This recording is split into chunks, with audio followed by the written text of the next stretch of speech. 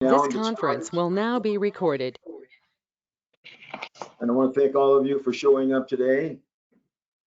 Not only the board members, but also the public that's here. It is now 2 o'clock, and it's time to start our special board meeting, West Basin Municipal Water District, March 24, 2021 at 2 p.m. I'll call the meeting to order. And we have determined that there is a quorum. Now to General Manager, are there any public comments? I received no request for public comment, President Williams. All right, moving to item 4 is, are there any presentations? There are none, President Williams. Then that takes us to item 6, which is the information calendar. And this is concerning one item A, fiscal year 2021-2022 budget workshop number 2. Now, yeah, we actually skipped over the action calendar. We have no action calendar. Oh, did I? Well, that's why I didn't go there. Good move. There's nothing on the action calendar. All right, very good. Now, since this is a budget information kind of a get together, I'm going to relax things here a bit so we can be able let it flow a little less informal and give everyone a comfortable way of responding to or asking questions. If we can do this in a very courteous way and not step on each other, and I think we can.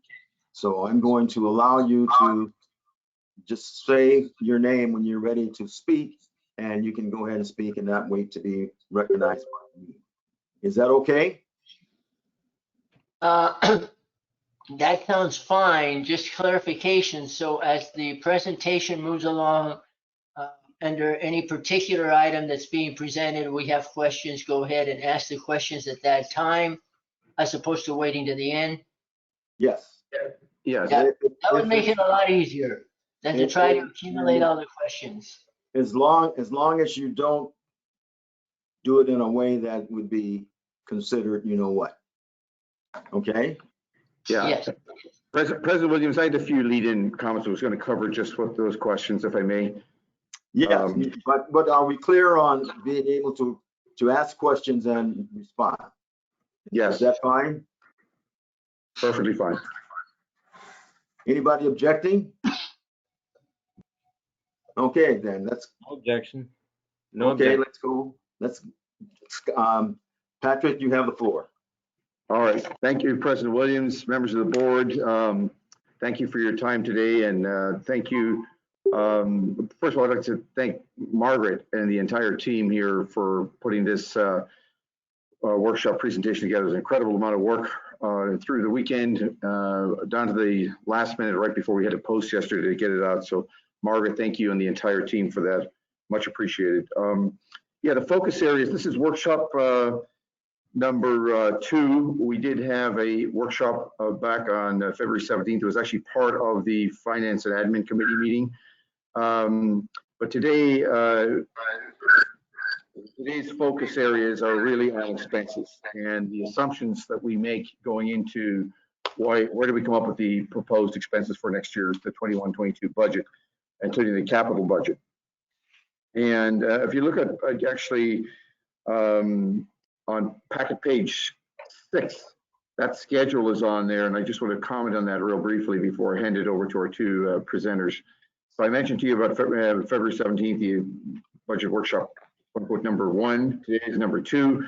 April 16th, we plan to have the second budget workshop, which will focus on the revenue side of the ledger. And then we have a customer agency workshop, which is for our retailers and anybody else who wants to participate, scheduled on 28th of April.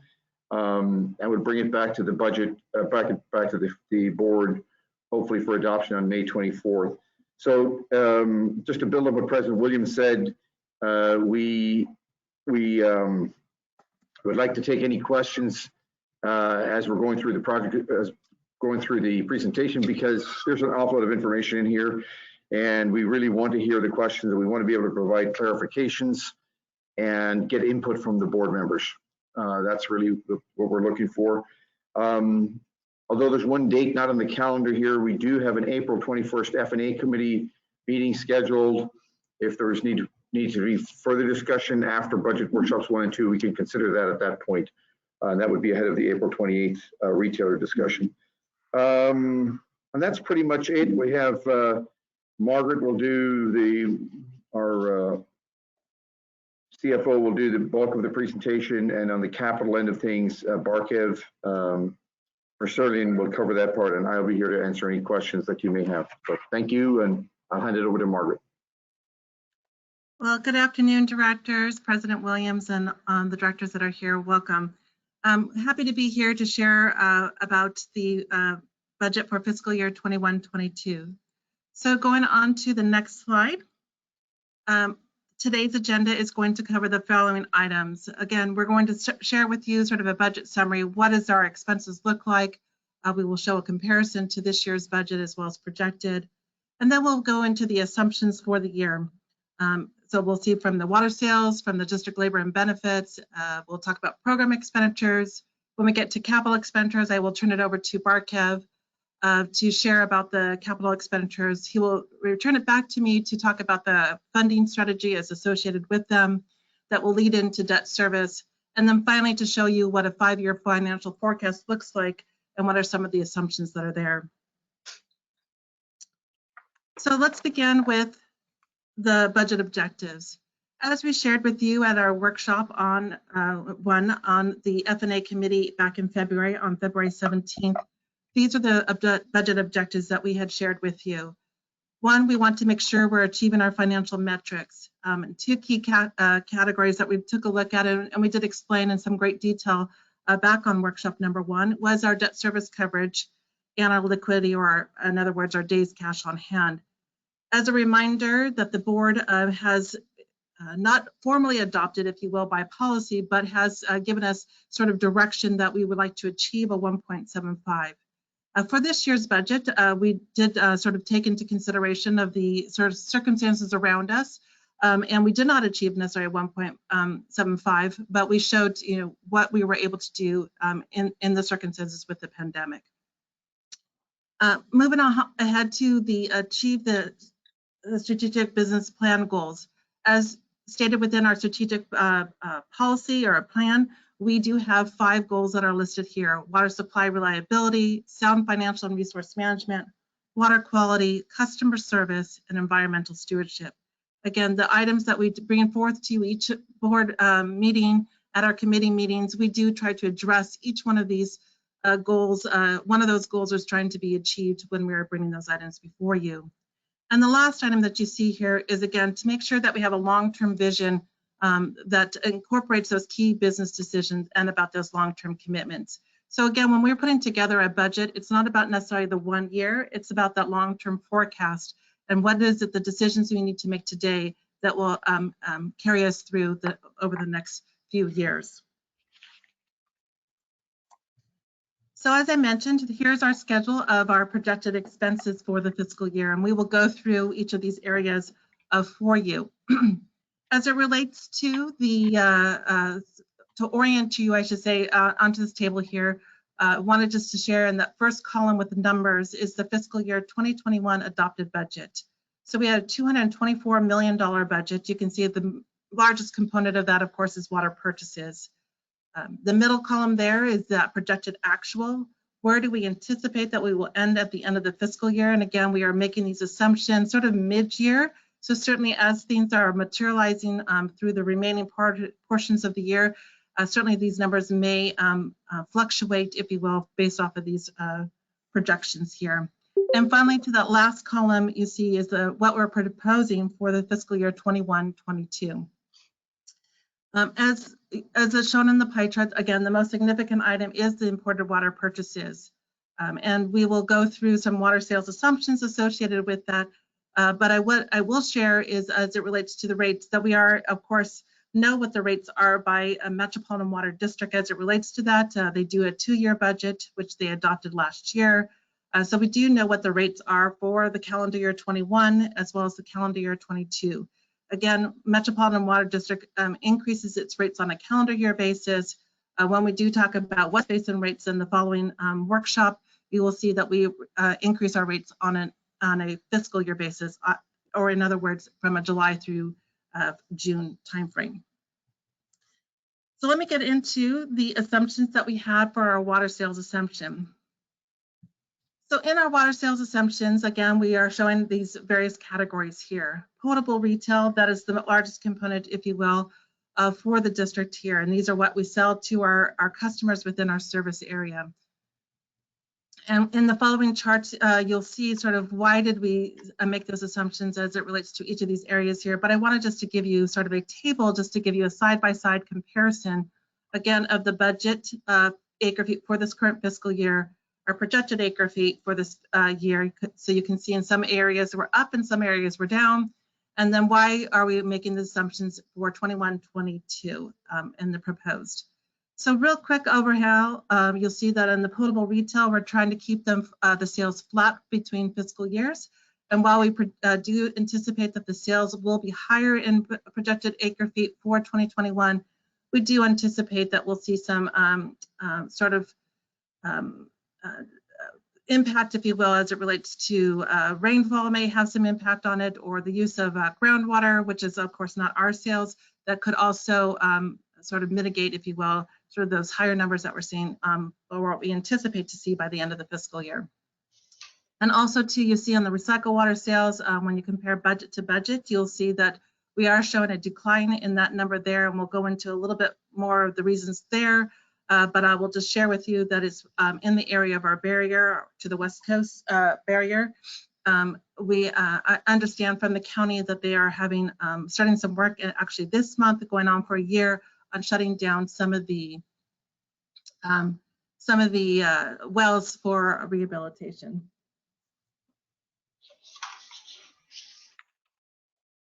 All right, so let me then turn your attention to page 13 of your presentation, or it's slide 9 on screen.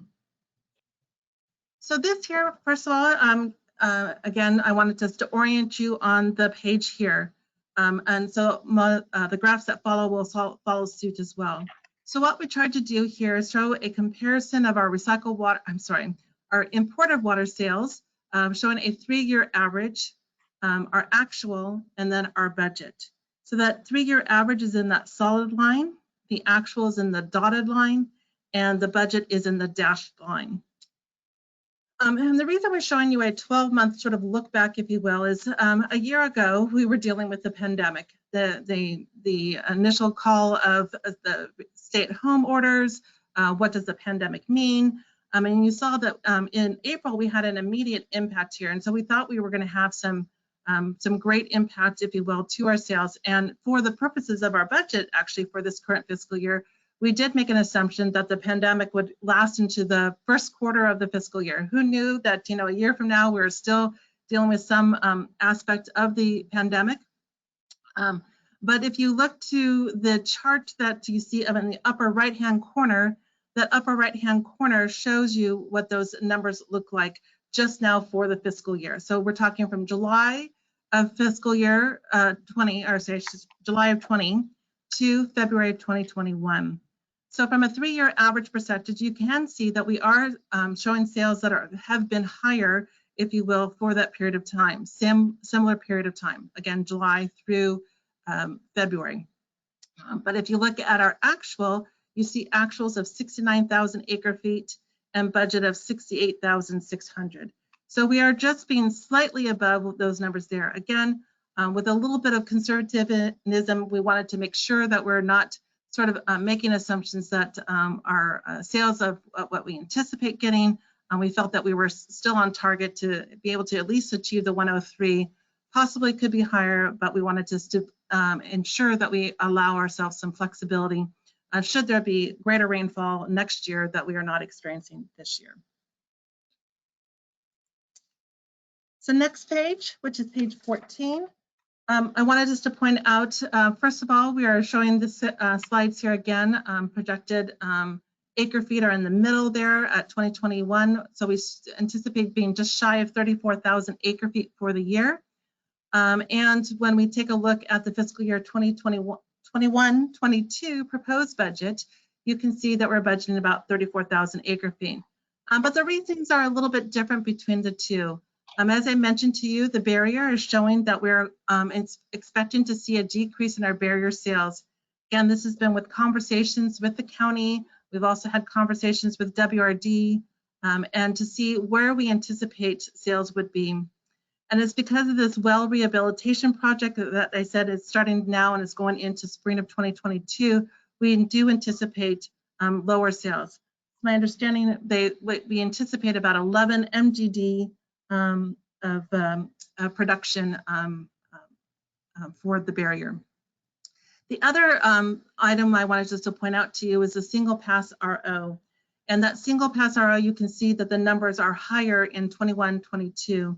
And again, we anticipate, based off, again, conversations and with the work that is being done with the district here, that we will see sort of a return to normal with the refineries in this particular area, as well as adding some additional equipment that will allow us to be able to have higher sales in the single pass RO. And so these are the sales that are the basis, if you will, for our recycled water operations budget that you'll see us describe later in the presentation. And again, just as to put it in sort of a graphical format as well, this first slide here represents our all recycled water sales. So taking a look at our all recycled water sales, again, what this shows to us is that our 3-year average in that solid line shows you that on that we have about 23,700 acre feet for this period of July through February. And you can see that we're slightly down in February in the 3-year average compared to what our actuals are. But again, we do anticipate some of that changing in this next fiscal year.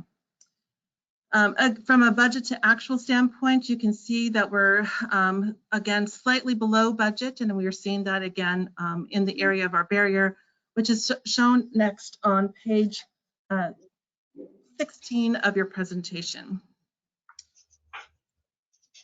So again, here are the barrier sales for the recycled water. And again, comparing that 3-year average to the period of March 2020 to February 2021. And as this particular chart shows, you can see that our budget is that higher number, that higher line, if you will. And you can see that our actuals are coming in below that. And even in our 3-year average, you see that it's even fallen even below that as well. So we do anticipate that, again, we've had some variability in this particular area and want to be more conservative in this number. And based off of input, again, from the county, we are anticipating lower sales for the fiscal year 21-22. Moving on to our Title 22 or disinfected tertiary. These are our sales to our irrigation customers. This is an area where we're doing well in. This is on slide 17, or board packet, page 17, slide 13 on the screen. And this one here, again, if you take a look at it here, this one shows that our actuals are actually above our 3-year average as well as our budget. So again, we're anticipating that with the efforts that we have from our extending our efforts through our customer development and some of those projects that you will see with our customers, you will see that we anticipate sales to improve in fiscal year 21-22.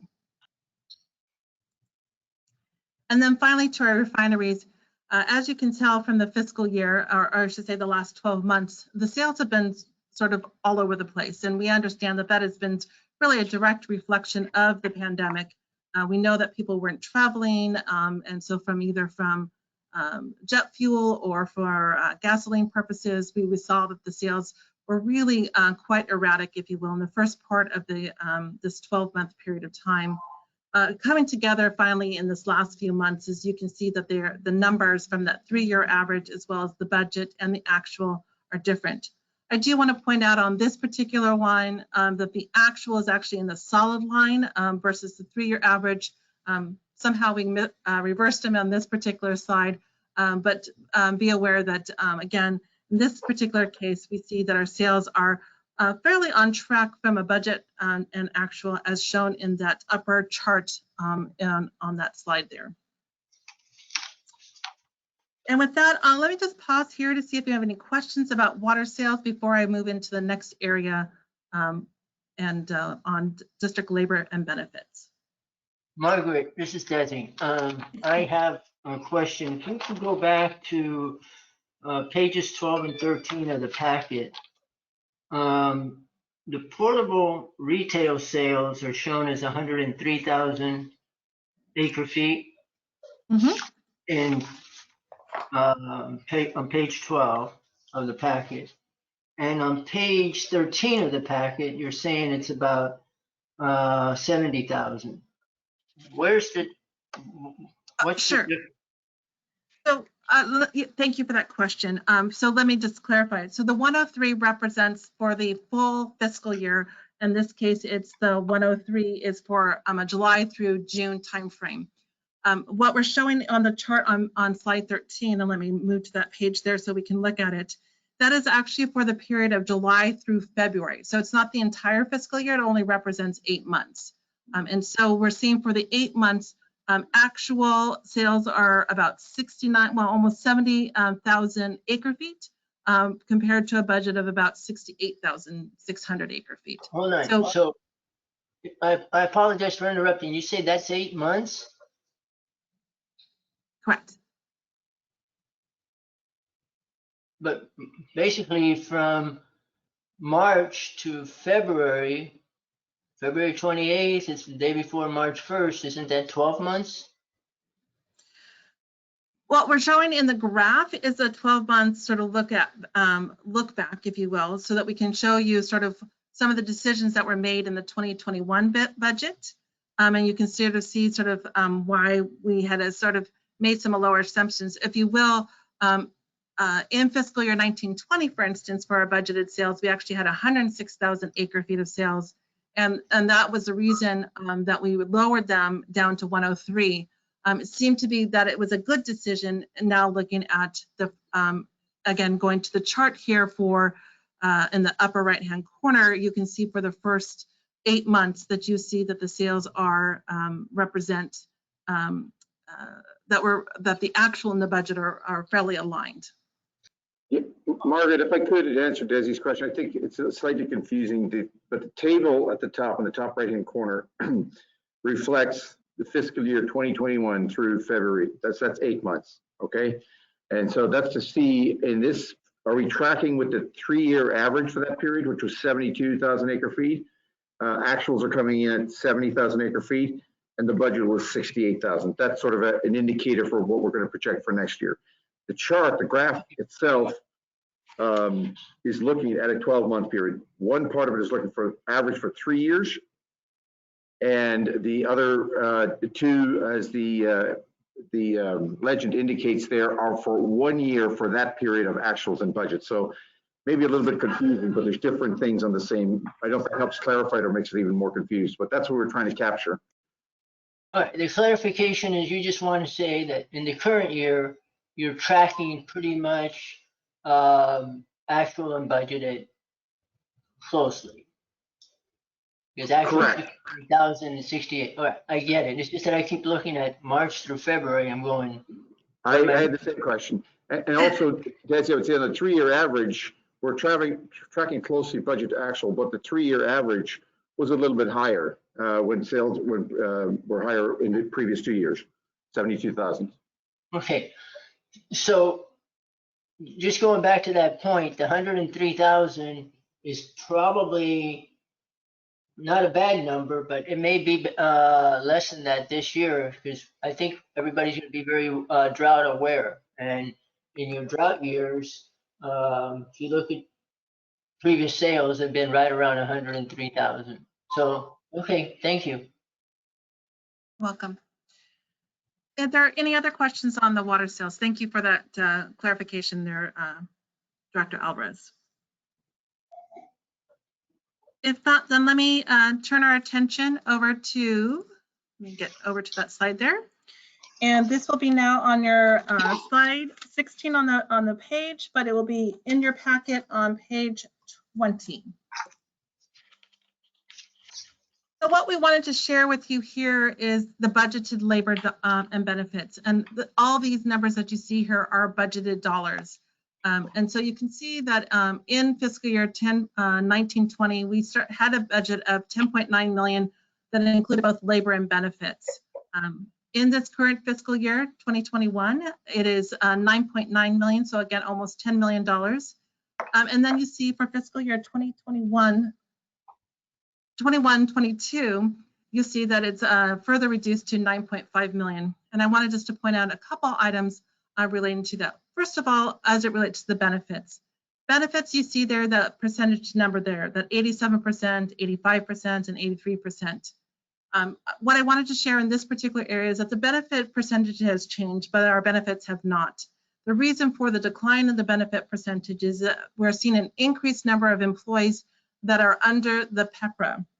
And again, that is the Public Employees Pension Retirement Act that was put into place in 2013. So as more employees are being hired in, they are newer to the public system, if you will, and so therefore follow under the PEPRA rule. And so those benefits are different than those that are considered classic employees. So we see about 2/3 of our employees are actually representing of PEPRA employees versus the classic employees. And that is sort of the rate differential, if you will, of what is being paid by the employer in this case. So again, no change in benefits, just that the benefit factor is decreasing as a result of more employees being considered PEPRA employees. The labor budget, I wanted to include here that it does include a merit pool increase that's based off of a CPI. So we take a look at the calendar year 2020, we look at what the adjustment is. We saw that it was about 1.5%. And so we calculated that based off of our labor budget. And that is about $90,000 there. We're showing the totality, if you will, of our labor and benefits on this one slide of a $9.5 million. These costs are actually allocated across our various program budgets, including both our operating and our capital budgets. And so just wanted to show when we show some other numbers coming later on, you're not necessarily going to see the labor and benefits associated with it because we wanted to show it in total here, but be aware that when we do present it in other areas, we are allocating those costs out. Question, Margaret. Yes. Just because I haven't been through the budget before. In terms of the benefits, does the district pay 100% of the first contribution, or is that a split between the district and the individual members? Sure. So let me clarify for the classic employees, the district does pay both the employee and the employer portion. And so that portion is about, I think our employer portion is about 16%, and then the employee portion. For the PEPRA employees, it's about 7.3%, and then the employee pays their 7.25%. They pay their normal cost, if you will. And that's why you see that sort of drop in that benefit percentage, because we're paying employer and employee for the classics of around 24%, and now it's about 7% for PEPRA employees. Then the other question that I have is with regards to the CPI increase. How has that been handled in the past, or how is that handled? In terms of just how we determine it? No, I know how to determine it. CPI is CPI, but how is it handled? Is it automatically passed on, or we have to agree as part of the budget process to a CPI increase? So let me answer it this way and see if it answers your question. By approving the budget that incorporates the budget dollars for our labor, that you're, I would say, approving, if you will, the 1.5%. So if there are some sort of specific call outs there, then we would want to know that. And so And it's based off of a merit pool. So it's not that everyone automatically gets 1.5%. It's based off of your performance. Okay, so just further clarification for me, I think others may already know this, but if the budget's adopted with, as you're presenting it, with a CPI of 1.5% increase for compensation, that will only go to selected employees. It's not across the board. It will go to employees, and what it's done and is again, it's on merit based, and so reviewed annually based off of how well you scored. It will equate to a certain percentage. So some people might get 1.5%, some people might get 1%. Again, that's determined by our general manager's office along with human resources. Okay. So this is the way I'm understanding the questions. I want to make sure I understand this correctly. If we approve the budget, as you're presenting it, with a 1.5 CPI increase, that means that some employees may get a 3% increase and some employees may get 0. It is not that everybody gets a 1.5%. Yeah, Correct. that's correct. Okay. So go ahead. I had one other clarification. That's employees, but I just want to be clear. It doesn't include, there's no increase at all in there for the general manager. It's for all other staff. No, I understand that. But staff-wise, it's selective. In other words, based on evaluations, etc. Correct. Correct. So if you meet expectations, that's one of our criteria, you are going to get something. I think it's only those that are non-performing. I will tell you that we have a very high-performing staff here, so all employees are going to get something. Okay, maybe this is something that we can talk about later, so go ahead. Go on. All right. Very good. Then let me turn to the next slide here and just talk about our budgeted positions. So I wanted to share with you here that at present, we have 48 filled positions. And those positions are, anyone from, the general manager down to, each of the departments that are there. Those are all included in these filled positions.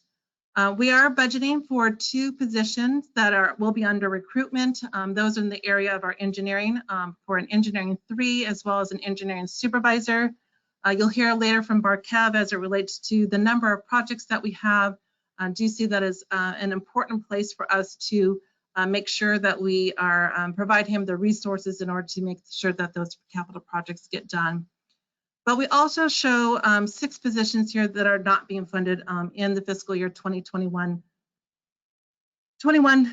budget. And those positions are being evaluated. Those are as a result of retirements that we had recently, or a couple of promotions, or that people have moved on. We wanted to make sure that we look at those positions and say, how can we best meet the needs for the district to get those critical needs done that are stated within our business plan.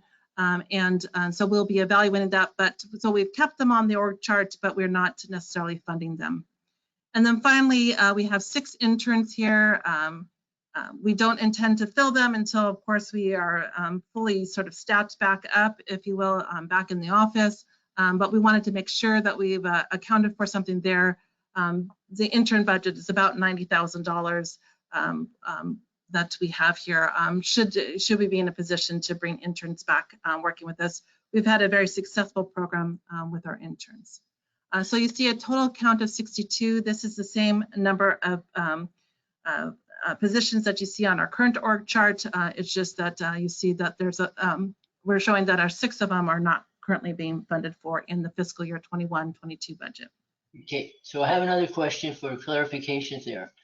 Please. The proposal, if adopted, that you're presenting is that we will have 50 positions fully staffed, not 56, correct? So That's That correct. is correct. looking to downsized to about 50 positions. Correct. Again, we are also looking at sort of budget savings here. And so by not funding these positions, we are, having some savings, of course, associated with that. We still would like to evaluate if there is a need for it, for some of these positions. Is there a position that left that, that is a critical need that we need to fill, or is it something that can be maintained by those that are within that same department? And so to your point, 50 positions, once those other two are filled, would be are budgeted along with the interns. But again, we're not intending to fill those until we're sort of at a more return to work situation. So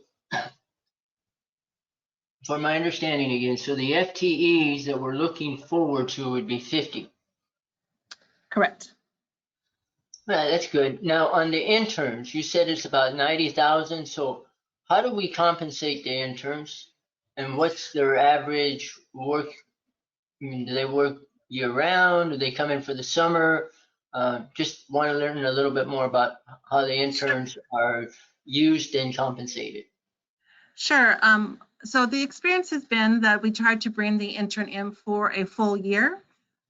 So again, we were trying to recruit them when they're sort of in school, understanding very well that, it's harder to recruit them during the summer months when, they're not necessarily at school.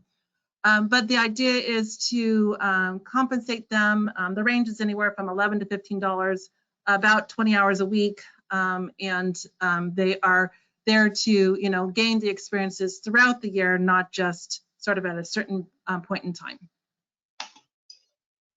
Thank you. I have a couple questions. Yes, please, Director Houston. Hey, Margaret.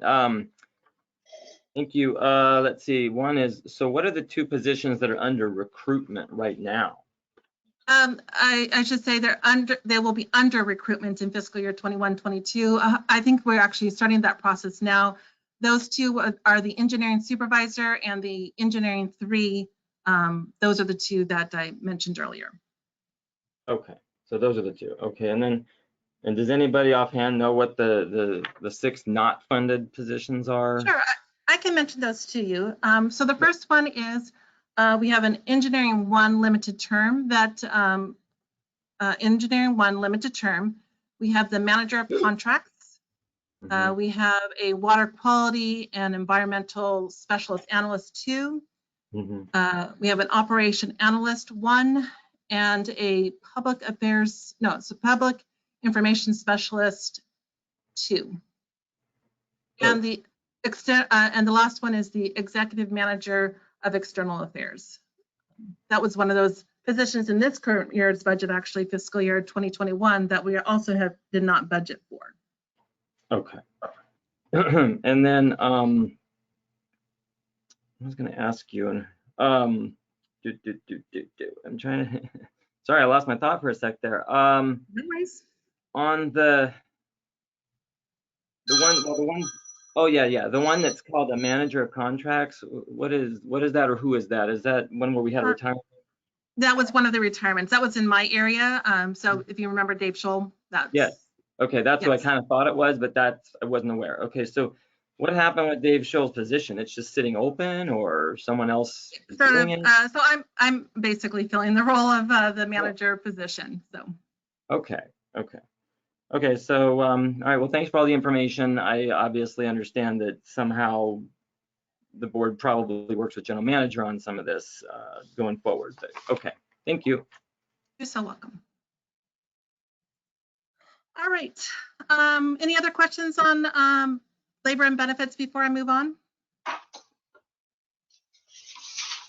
All right, hearing none, then I will move on to the program expenses. So this here is to talk about our various program budgets, and these are the 7 areas that I will focus on today. And so let me just get right into it. So the first one here is our overhead.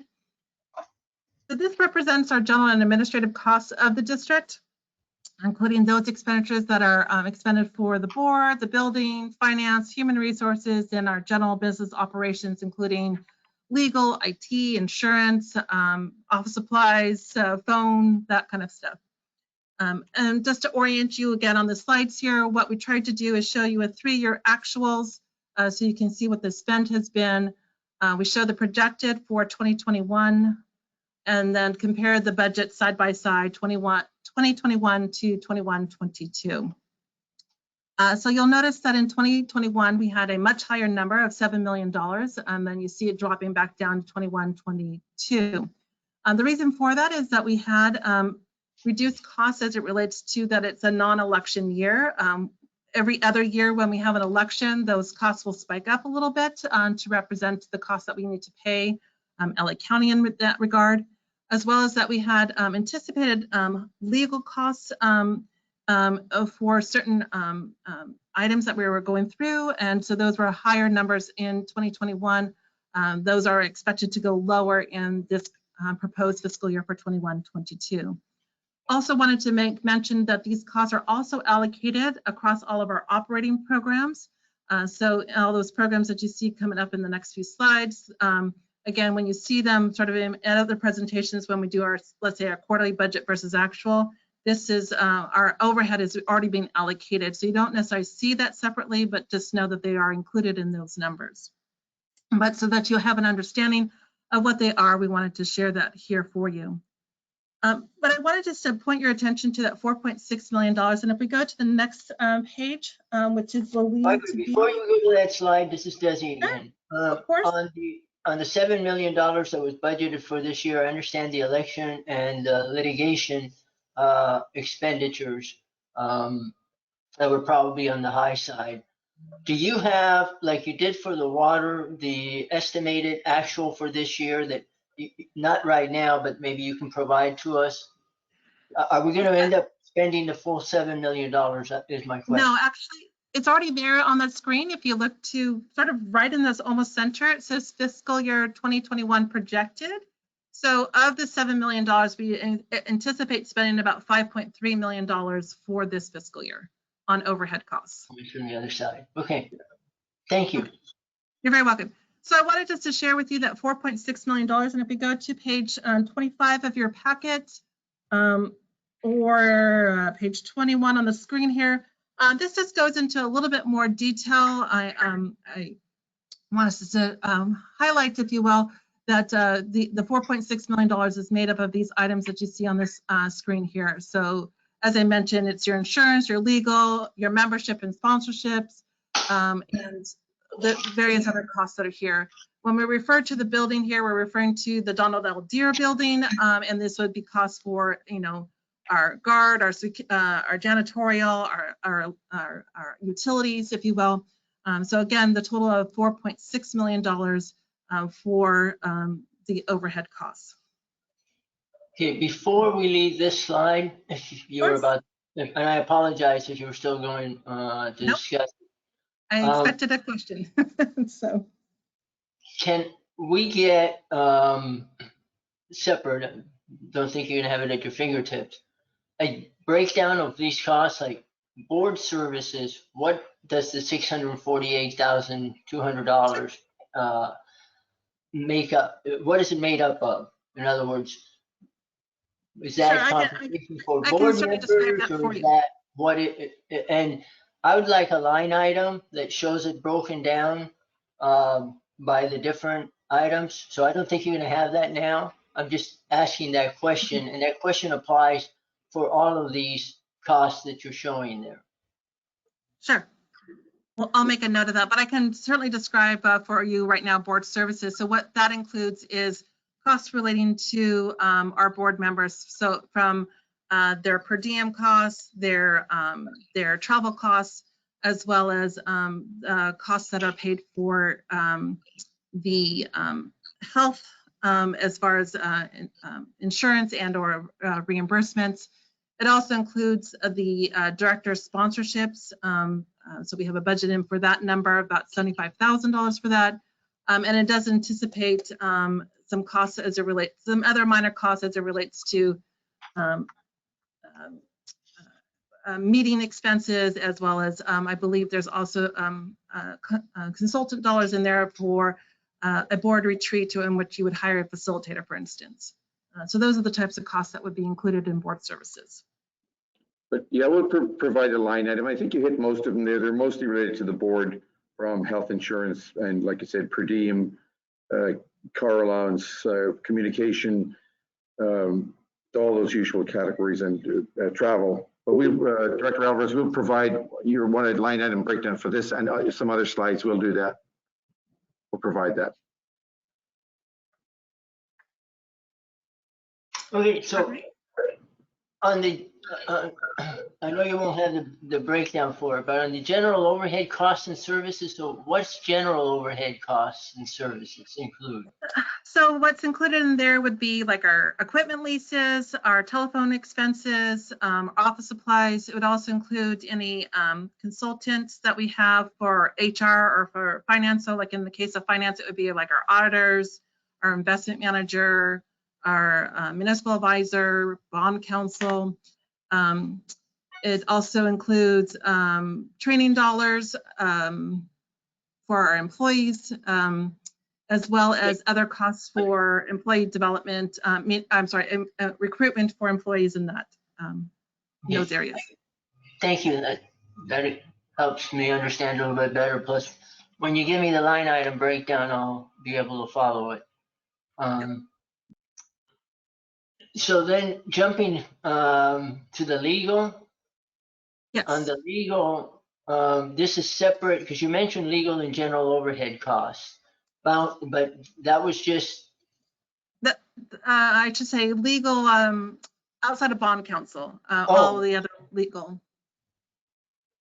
So is that for district council or is district council, and if we have any cases in which we need some either third-party legal or there are services that might come through our district council's office. Okay, so all right. I'll guess and I do have a slide later on legal on that. So okay, thank you. Of course. All right. So then I mentioned to you our district membership and sponsorships, not meant for you to necessarily see what's on the screen here. There was a separate handout in the packet that was posted yesterday. So again, what I will just mention to you here is that the dollar amounts, I should say that the memberships that we have are the same from year over year. What may have changed as far as the dollar amount is the fact that their membership dues are increasing for some of our entities, and that's why you'll see an increase there. And then as it relates to the district sponsorships, these are, again, not the ones that where the board has to come to the approval for these. These are what we refer to as more of the community and water related ones. Again, no different between last year's, our current year budget and what we're proposing for 21-22. We're still maintaining the ones that we had identified. Okay. And again, those handouts are there for you for your reference. Okay, on this one, I see that there, at least I'm looking right now at the district memberships. That's $351,660 that we're looking to spend next year. Yes. And I have a couple of comments. So I would like to see some changes in these expenditures. Looks like we're in multiple chambers of commerce. Most of those expenditures are under $1,000 with the exception of one. But I'm not quite sure that we need to belong to all of those chambers of commerce. So I'm not supportive of just blanket memberships in general. So I would like to see a revisit of that, be much more selective, and Beverly Hills and Santa Monica provide their own water. Why we're members of those chambers of commerce as well as others, I don't understand and will do not support. There's not something that makes sense to me. There's a couple of other memberships that I would like to terminate, I guess. And these add up to big dollars. We're talking about the National Association of Clean Water Agencies, $40,000 a year. I'm not quite sure that we benefit very much from that organization. Personally, I don't think in my opinion, I don't think it's a benefit to the municipal water district. The National Water Research Institute, we're contributing $50,000 a year to another organization that does very good work. I've been very familiar with that organization, but I'm not quite sure that West Basin Municipal Water District should be contributing $50,000 to that organization. So I'm not supportive of that. Southern California Water Coalition, $25,000 is our contribution. I'm not supportive of that one either. Maybe we can make a smaller contribution, but that's just a very large contribution that I can't support. Then the Water Research Foundation to the tune of $75,000 a year. The Water Research Foundation does very good work.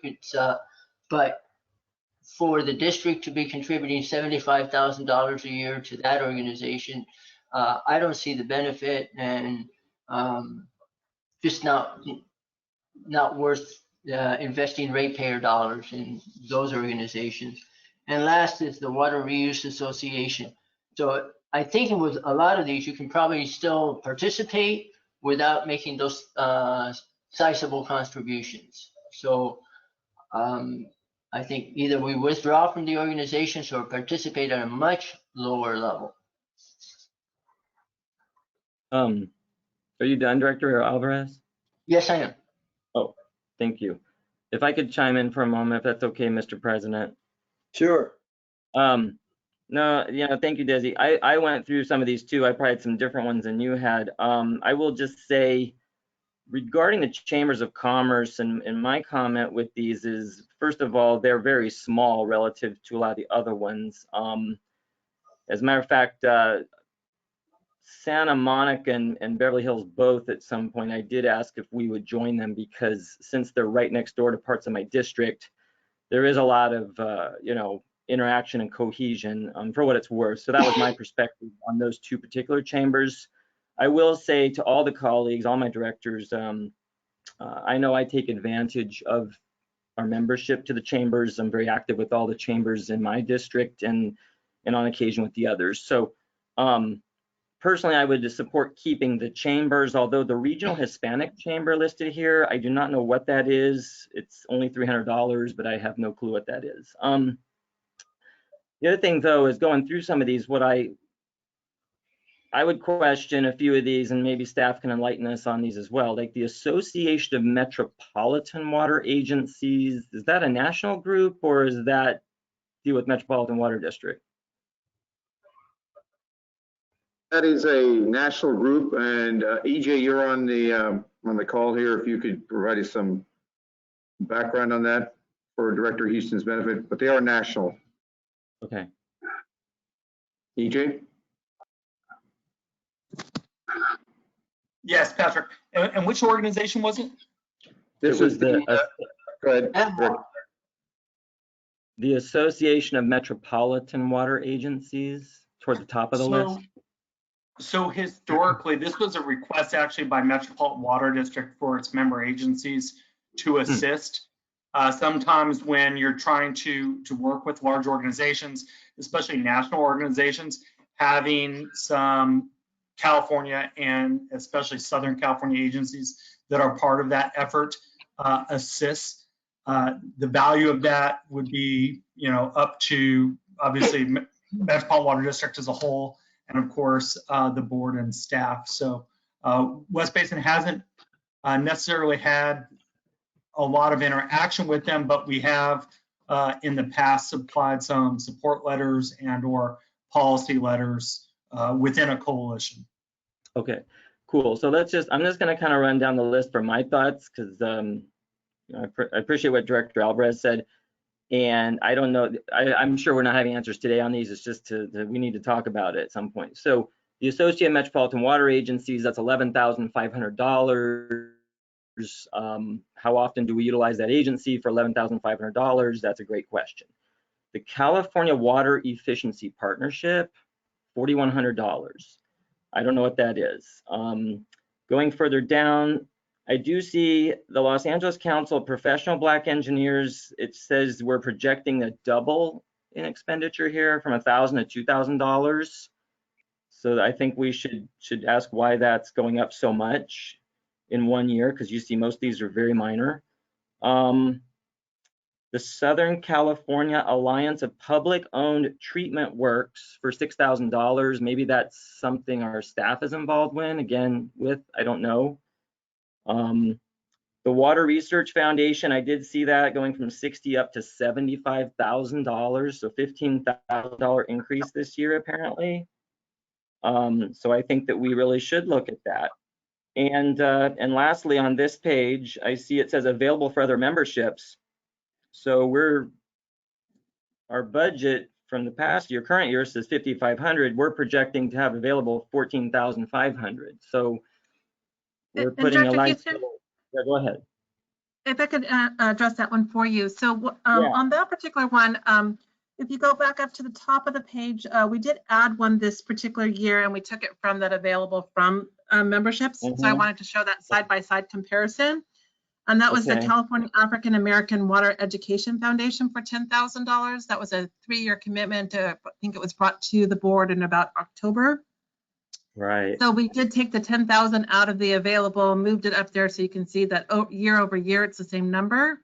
And so that and so we just left the 14.5 there because from time to time there are other requests that come in, we've budgeted so close to the T in the past that we didn't have budget dollars there. So we've left it there. If if the board feels that that's too high of a number, we certainly can reduce that number there. But that was the purpose of that, is to create those opportunities when other ones come in outside of, I'll say, the budget period.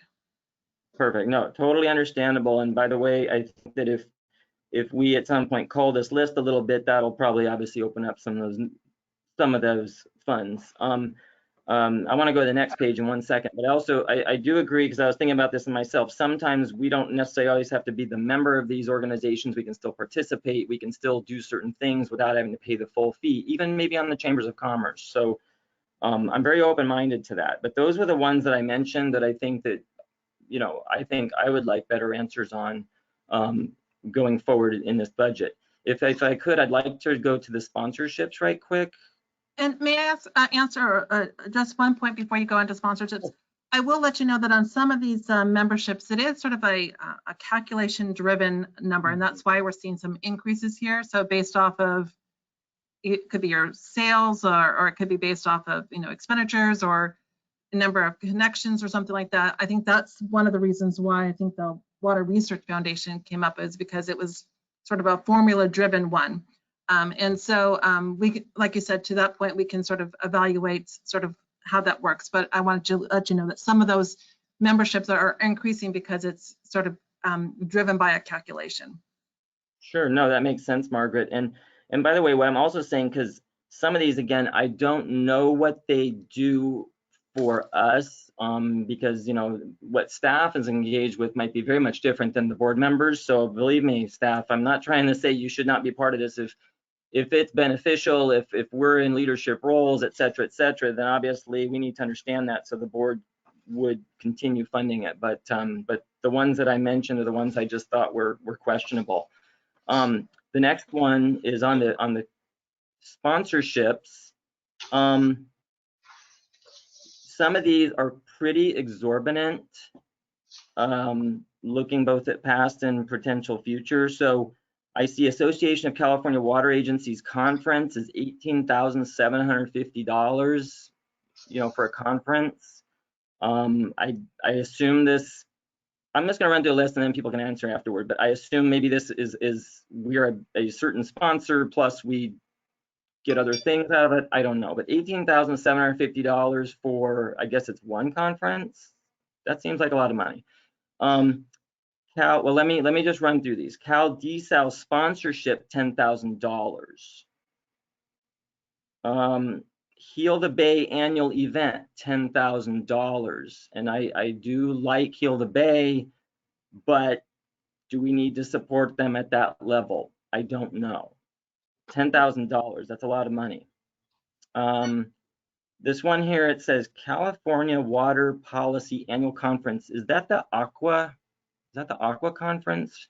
It's the data collaboration. Data Collaborative. Okay, so yeah, see, I didn't even know what that was, which group that was with, but $2,500. So I just would need to understand what was that for. I don't, I didn't know. Couple more. So the Los Angeles Conservation Corps Spring Luncheon, which of course we used to work with the Corps, I think down at the C Lab. I don't know that we have much more relationship with them, for better or worse, but quite frankly, $5,000 just built in the budget, I would not support. I would think that would be something we'd look at every year.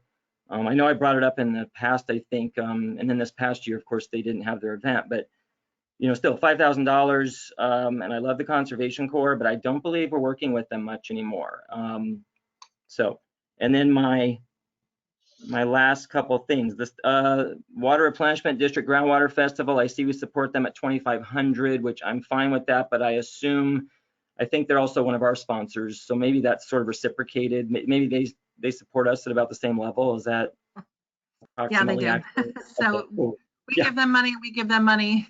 Yes, no, so I'm good with that. Don't rock that boat. And then last but not least, I think here in my notes was the Water Reuse California annual conference. That was one of the ones. We had the $5,500. Unfortunately, we did not utilize that last year. That's a comment.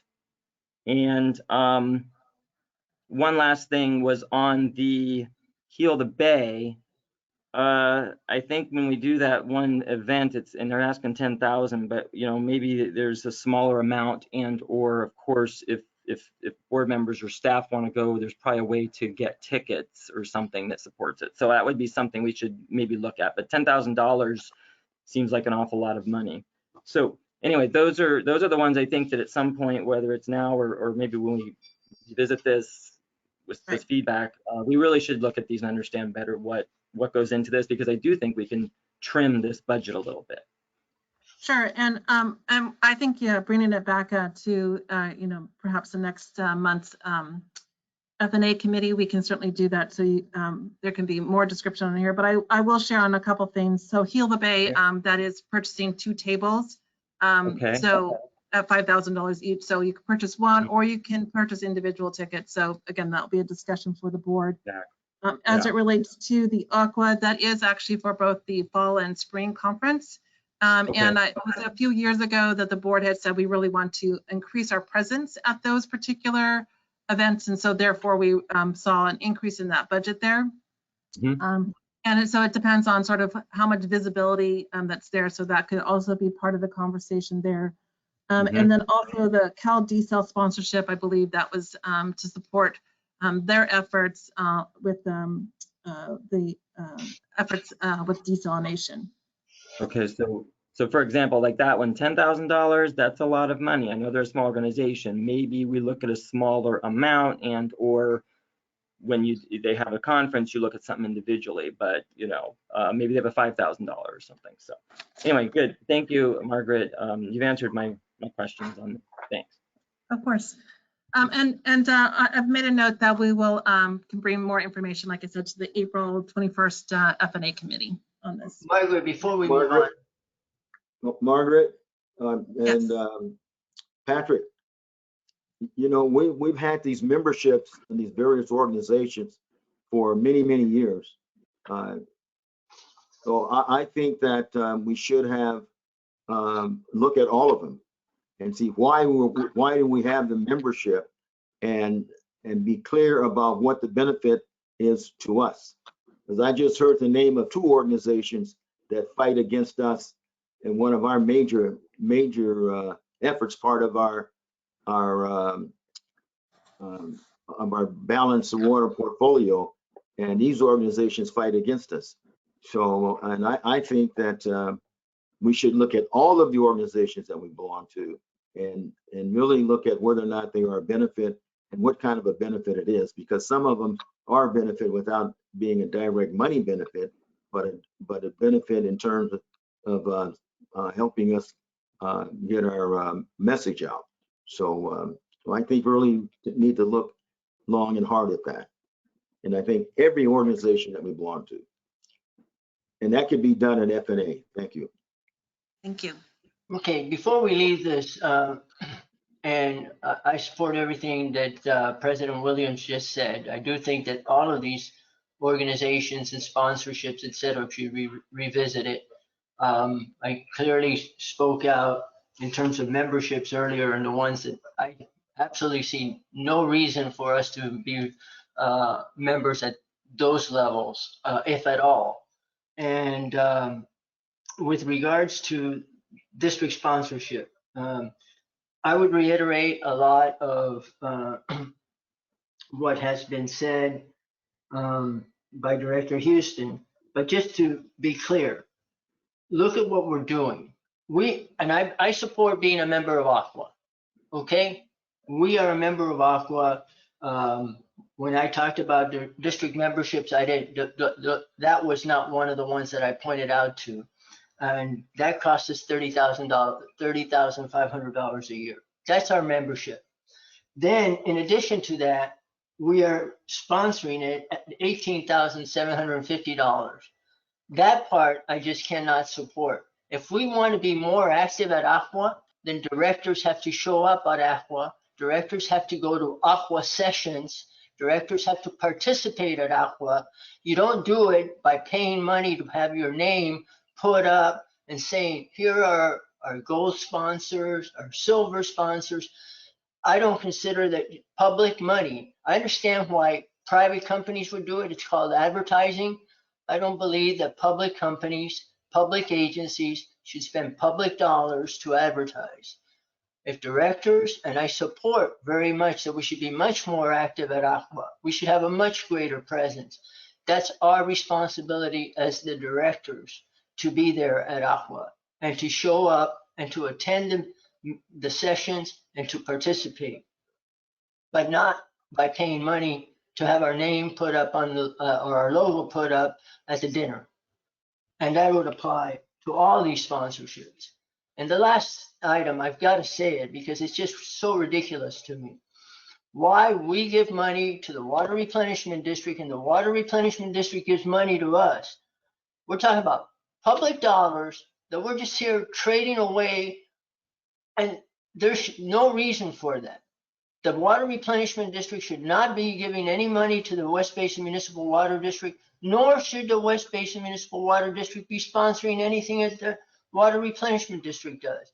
If we think an event is worth putting on, then we need to come up with the money to do it, but we shouldn't ask another public agency to contribute to that event. We should ask for private companies to do it, but not public. And I don't support us doing it the other way around, so I don't think we should be supporting the Groundwater Festival any more than they should be supporting the annual fall harvest here. Anyways, with that, I think you guys get my feelings with respect to this. I would like to see this come back at a much lower number. I mean, we can save substantial money here to the tune of probably 300,000 plus if we revisit this and actually are honest about what benefits us and what doesn't. Director Williams, President Williams, if I may. Sure. Yeah, so just to be clear on the direction, really good input. Thank you for the feedback. So at the FNA on the 21st, the FNA committee meeting, we will provide for the memberships, a more detailed table with the benefits from that particular organization, pluses and minuses, any reduced, potentially reduced contributions, or totally taking them off the table. We'll bring that information back so we can get more details. The same with the sponsorships. We'll take into account what was said by some of the committee members, and then bring it back for a separate item to be discussed and get input, and then get a final membership and sponsorship table and budget for the final budget. So we'll do that. All right. Thank you, guys. Okay, and then also include how long we've been a member of that organization. Thank you, President Williams. I'd like you to mention that. We'll do that. May I ask one more thing, Mr. President? Sure, go for it. No, I fully support all that. And on that note too, if you could also give us the alternative that there's eligible for us, like if let's suppose we are not a member but, you know, the board member wants to attend an event or a function, you know, how a ticket could be purchased, just so we're aware, because we have a lot of these things are also in our code that we've long time been a part of, and Right. there is a process that should someone want to attend something, we could get a ticket.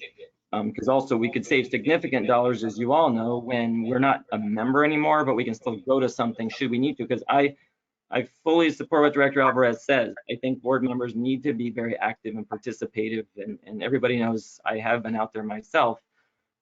So, you know, I will continue being out there, whether it's on my own dime or working through the district. But I think it's imperative that we are out there in the communities to participate in organizations that we support and are part of.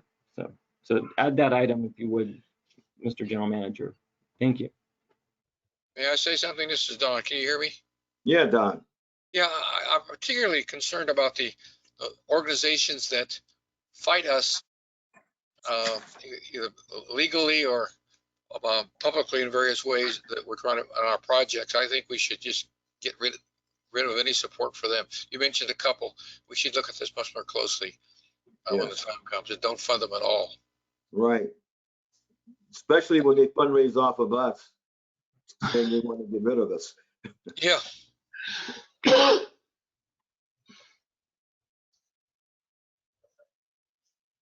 Thank you. Next. All right. Then let's move on to page 27 in your packet. It's page 23 on the presentation. Again, this was a follow-up request by a director at our February F&A committee to ask, who had asked, could you tell me what the expenditures have been on our legal? And so we've categorized it here by the type of service that we received, what was the budget, what has been our expenditures through February 2028, February 28th, 2021, and then what is our proposed budget in the upcoming fiscal year 21-22. And so, excuse me, yes, please. Steve, what page are you on? Page 27 in your board packet. Thank you. And again, this is just a follow-up request by Director Houston on what our legal costs have been. Yeah, before Sure, we can I- move off that page or that slide. Sure. So this is just a breakdown of legal expenses. So for when you say human resources and personnel, that's legal costs that have been spent for human resources. That's correct. So it And could be from cases or it could be support that our HR department gets from review of our administrative code or other things that they might need in the course of business. Okay. And the standby charge, I understand why that was a large one, but that's being wrapped up. Why are we going to budget so much for the next year? I mean, isn't that pretty much once we resolve the settlement that we've come to, wrapped up the litigation on the standby charge, and the rest of it should be something that our general counsel should be able to handle? Sure. I can answer that, Margaret. So we do, not to go into all the details, we do have a hearing here on the 12th or in front of the Judge Burrell on April 12th. But there are subsequent closeout hearings and follow-up information that our special counsel is going through June and July. So they're handling that. They've handled the case for us so far, but that's why the amount is just $50,000. Hopefully it won't be that much, but we do see it trickling into the next fiscal year just a bit. It may all, I don't think, it's not all going to be resolved and finalized, all of the different details of implementing the final settlement if the judge agrees with it. All right, maybe that's a subject for a closed session on that litigation. Yes. On the environmental impact report, I'm assuming that is how much money we spent defending the challenge to the EIR for the ocean water desalination project. Correct. Correct. And we're budgeting 175,000 for next year. I did get input from our district council on the standby charge on the EIR. So I did receive input from him, and this was in his contact with his counterparts, the special counsel that we've used in each of these areas. Okay, but if we wrap it up, we're not going to spend that money. Yeah, of course not. If there's no bill, we're not spending it, but it's one of these things that's straddling the 2 fiscal years. It's not exactly clear how much we'll need, Director Alvarez, but this is the best estimate that our legal counsel has given us. But if we can come to a settlement, we don't spend that money. If all of the paperwork, everything's finalized, depending, like I said, some stuff is still under the purview of the judge. I don't want to go into too much detail about that. So, but if the money isn't needed, it won't be spent. I would like to see a reduction in all of those expenses. So that's just what I'm looking for. This is Director Houston real quick.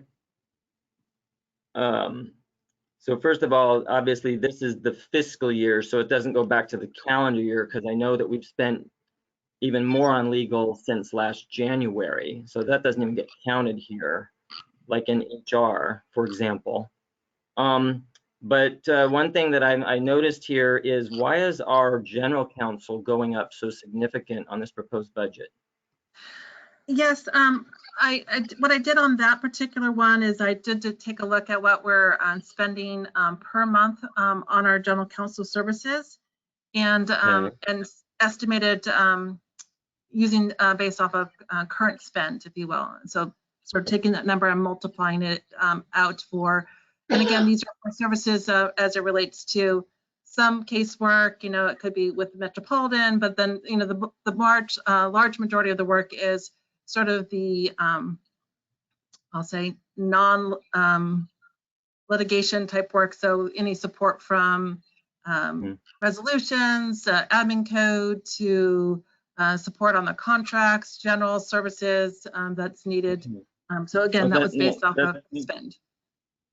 Okay, great. Thank you, Margaret. I have a real problem looking at that number go up so much. I'm just going to say it. And so I think that we really need to look at how much we're spending on our legal counsel. But to go from the $350,000 range, give or take, to $550,000, and $500,000 or more to legal counsel, I think that needs to be more justified. So I would say in this budget, you know, you would probably come back with a smaller number in that. But that's just my opinion. I think we've been spending a lot on legal lately, both our own general counsel and these outside legal folks. And I think that this district really needs to take a strong look at that. So I'm not comfortable with that number going out to general counsel. But that's just my opinion. So thank you. That's a good opinion, but I think it's broadly shared.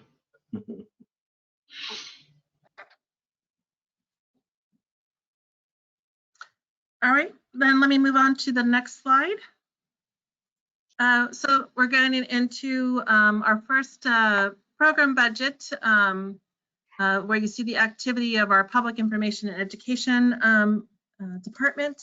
Again, these are the represents the direct program expenditures. So again, we've already talked about the labor benefits and overhead, but just so you know, when we share numbers in the future, it will be a higher number than this, because we are going to then reflect it here in the respective budget.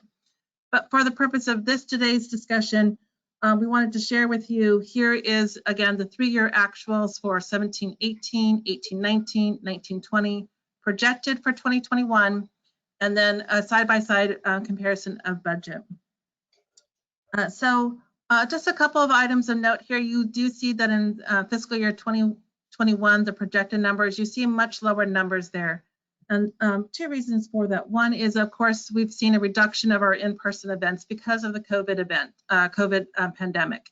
And so we've not had events. We haven't had much in tours, especially with our school tours.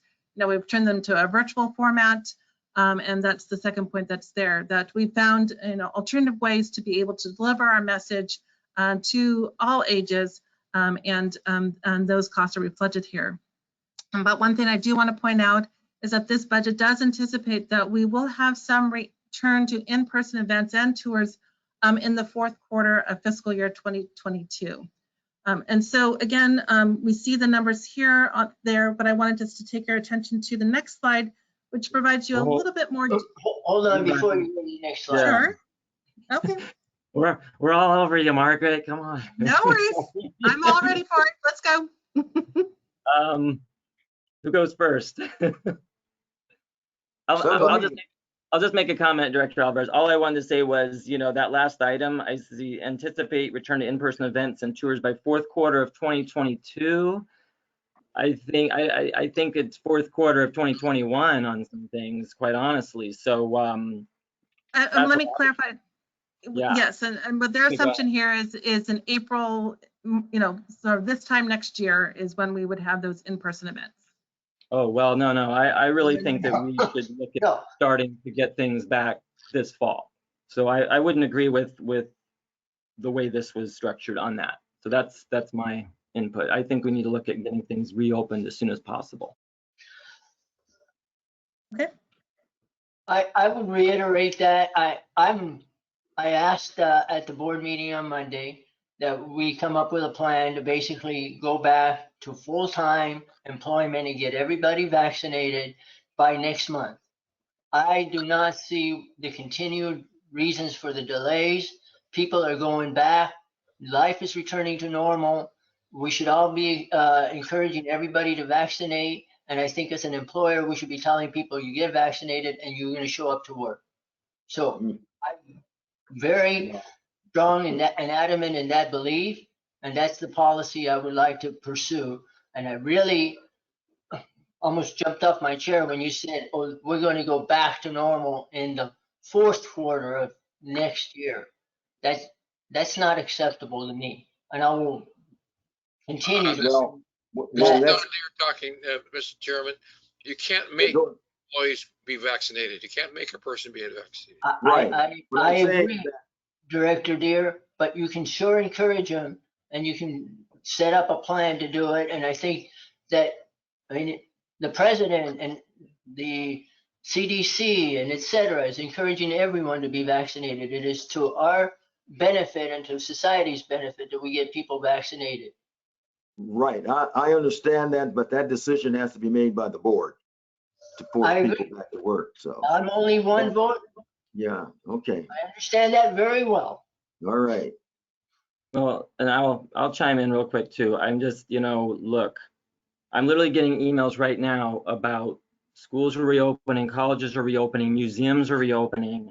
So I think for us to have this in front of us that says we would not get back to some sort of normalcy into next calendar year is just crazy, let alone the end of next calendar year.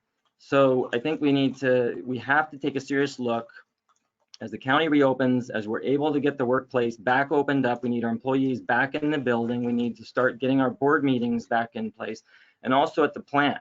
I just saw something else. Tours are starting to open up in different places. So you cannot compel people, I understand, to get vaccinated. You certainly can entice them and suggest to them. Believe me, I am anxious when I qualify to get my vaccination here, all right? But, the world has been shut down for over a year, and it's time to move forward. And it won't be long, I assume, that the state and the county will start allowing the different issues with the Brown Act to get us back to normal too. So I don't think we can delay, but we have to have a plan, number one. And number two, I think we need to seriously look at how we can structure tours in a safe and healthy way, how we look at water harvest. But I won't support something that says we're not doing something until next year. I think that's just wrong. So the world is opening up, and I think we need to be right there with it. And let me clarify, when we are still doing things, it's just that the in-person aspect of it is what is in this budget is not happening until fourth quarter. So virtual, I just want to make sure that point was clear. Okay, well, it's perfectly clear. Sorry, Margaret, I'm going to interrupt, but the reality is that we could start doing, I believe, in person by fall. And by the way, remember at the last PI committee meeting, we asked staff to come back next month, coming up, to give us options on what we could do with water harvest. So I think that this really didn't take that into account and stifled that whole discussion before the board even had it. I'm not blaming you, Margaret, believe me. I'm just saying that to be put in here in this context, I think that was inaccurate. So obviously that's why we're having this discussion. So anyways, I would say we look at what we need to put in the budget to reopen the plant for potential tours and to look at other options for public engagement that's in person. So, thank you. And before you leave, could I get a breakdown, line item breakdown of how we come up with $163,600, and then on the outreach, media, and events, the $445,440, a line item of that breakdown for that also.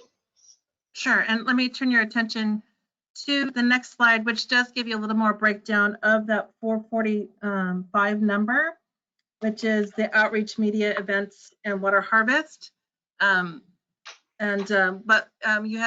earlier requested a line item budget, and we will certainly get it for all these items as well. But again, I guess what I will just mention that this was again based off of the assumptions shared on the previous slide.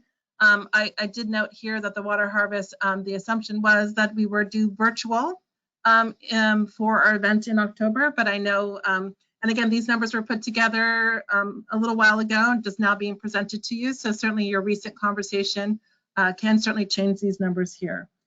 But again, that provides you a little more detail of the 445 is those for you, Director Alvarez, that line 185, 120, 55, and 84,000.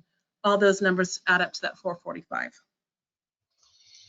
Okay, but like I said, if you can give me a breakdown, it's still pretty broad categories, and I'd like to see how that really comes up. Yes, of course. Yeah, let me chime in. I agree with Director Alvarez on this one because I was looking at these, I went through the slide deck earlier today. So I am confused on it says here we have two categories, education, and you do list out what they are, but there is no breakout as to what these numbers are specifically, but then events and tours. So what's the difference between that and the top item, education? Because it also says in-person tours.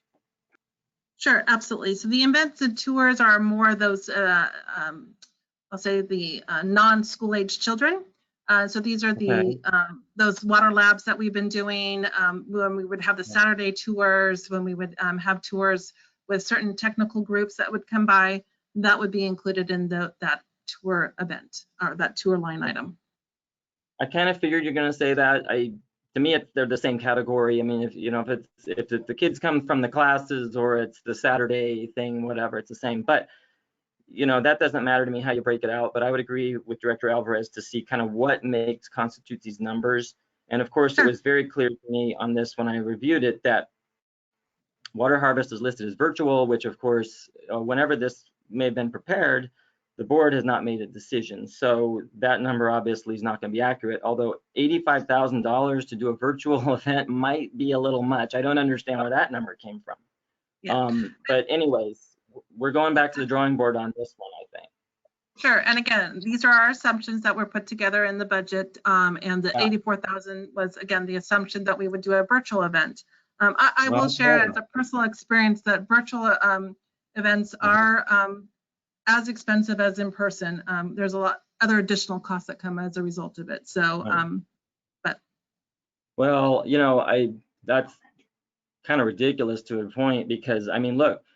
I've been on a lot of these virtual things where they're having, even if it's the local chamber of commerce and they have this really cool feature and you can sit at little people's tables. I highly doubt they're spending, 20 or 30 or 40 grand on that. So I just don't think a virtual thing would cost this much, but it doesn't matter because I want to see, like we were going to talk about at the PI committee, the option of virtual versus real life. And so again, Margaret, when I'm saying this is not directed to you personally, by the way, I'm just doing fabulous. I'm just putting out there what I'm seeing, I disagree with some of the things that have been presented to us today. So anyway, thank you very much. Of course, and I don't take any offense. I'm just trying to provide context for you. You're doing a great job. Thank you. Absolutely. All right, now let's move on to the next slide here. I can find my mouse. There we go. All right, next area here is the Water Policy and Resources Development budget.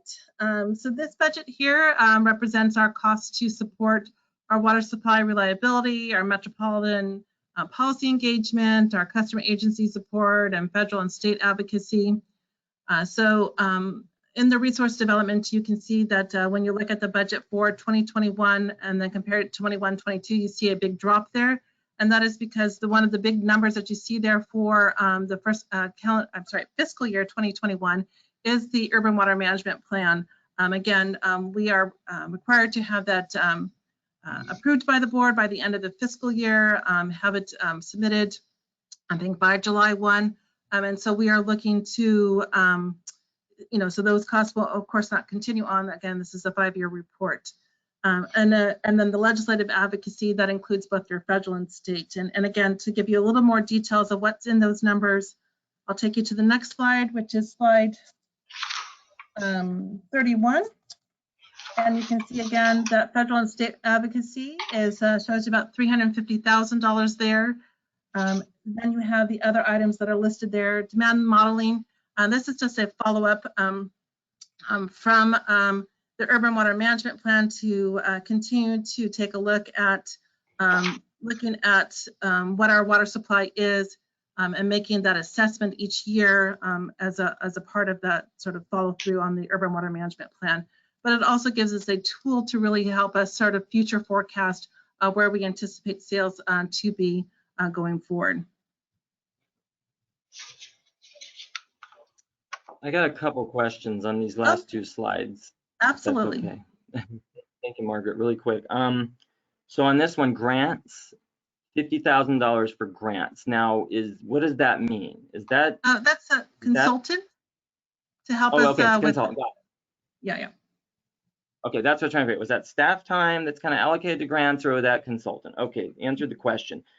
The other thing was on the one before that, the slide before that, I guess it'd be page 26, I think. Sure. Well, number one, because I see the legislative advocacy is going up a little bit, but now our lobbyist costs, they're very flat, right? Because we pay them monthly retainer fee or something, right? So why does that? Retainer? Sure, absolutely. So it's a retainer, and there's out-of-pocket costs as well.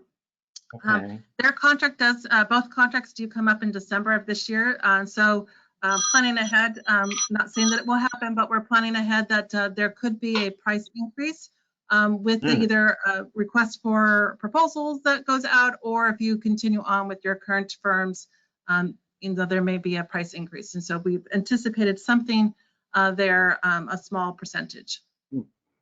Okay, I see EJ's here, but I'm gonna ask her say one more thing. So, and maybe he can help on this. But what does it mean in the paragraph above that says Metropolitan policy engagement? What exactly does that mean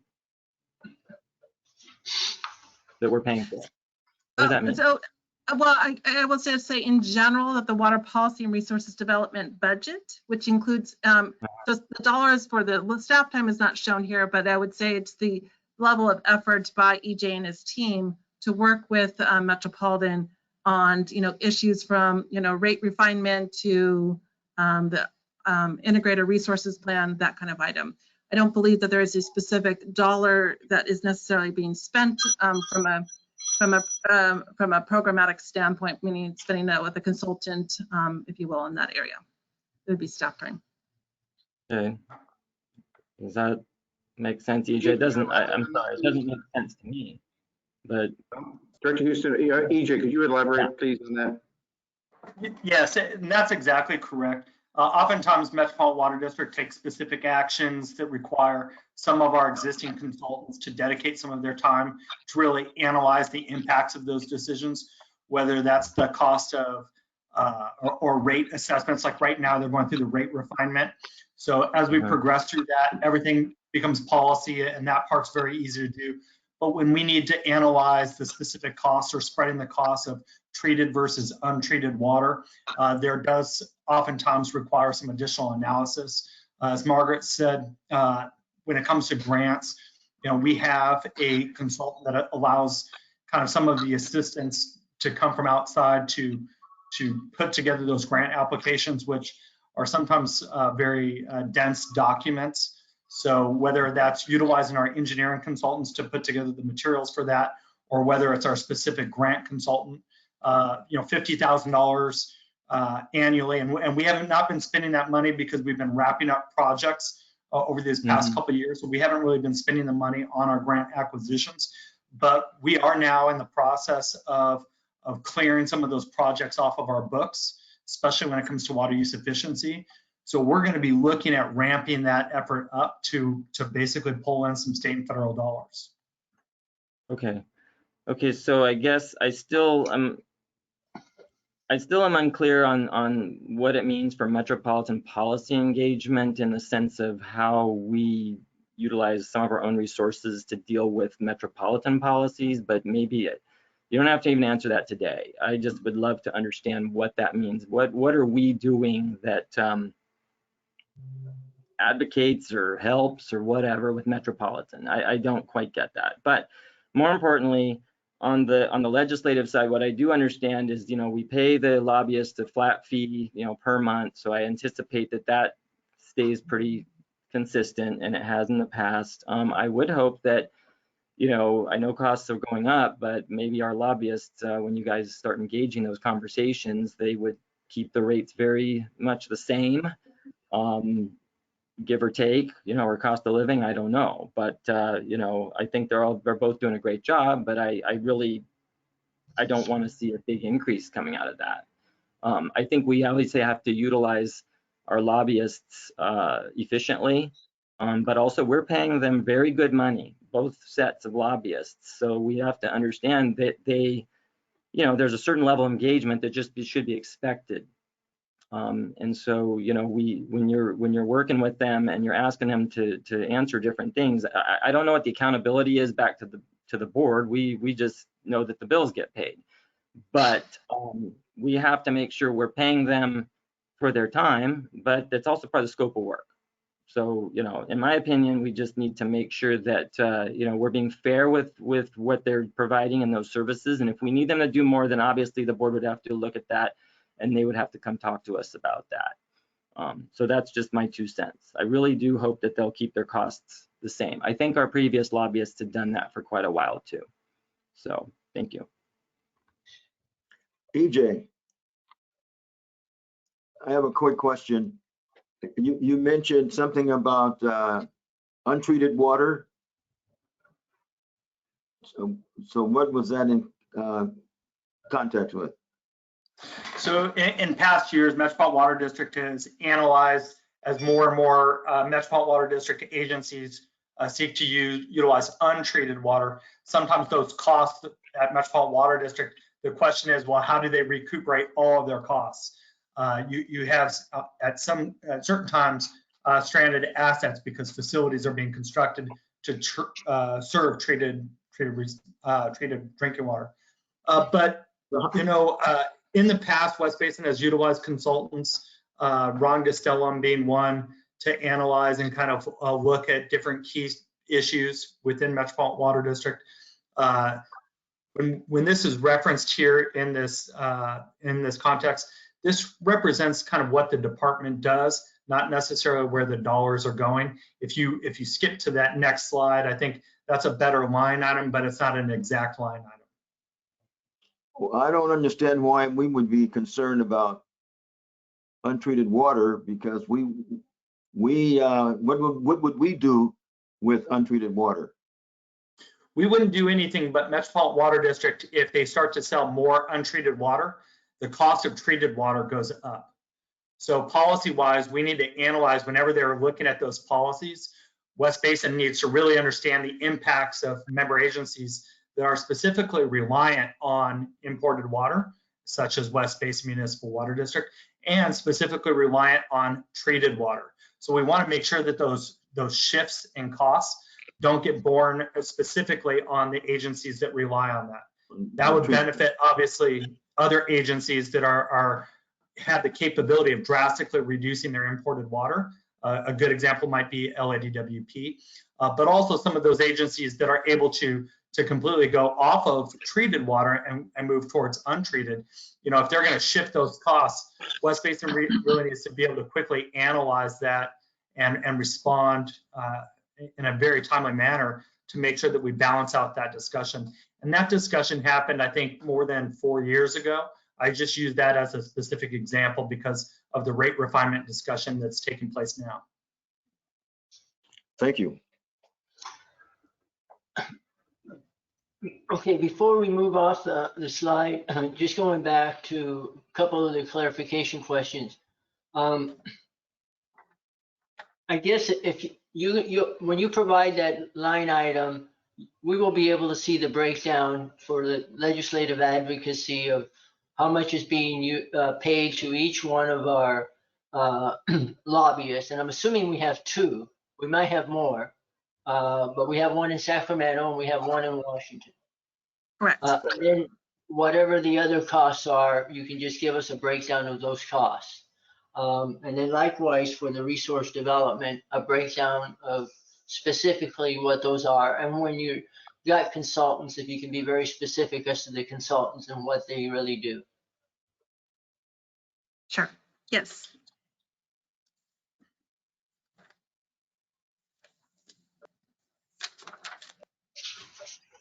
Okay.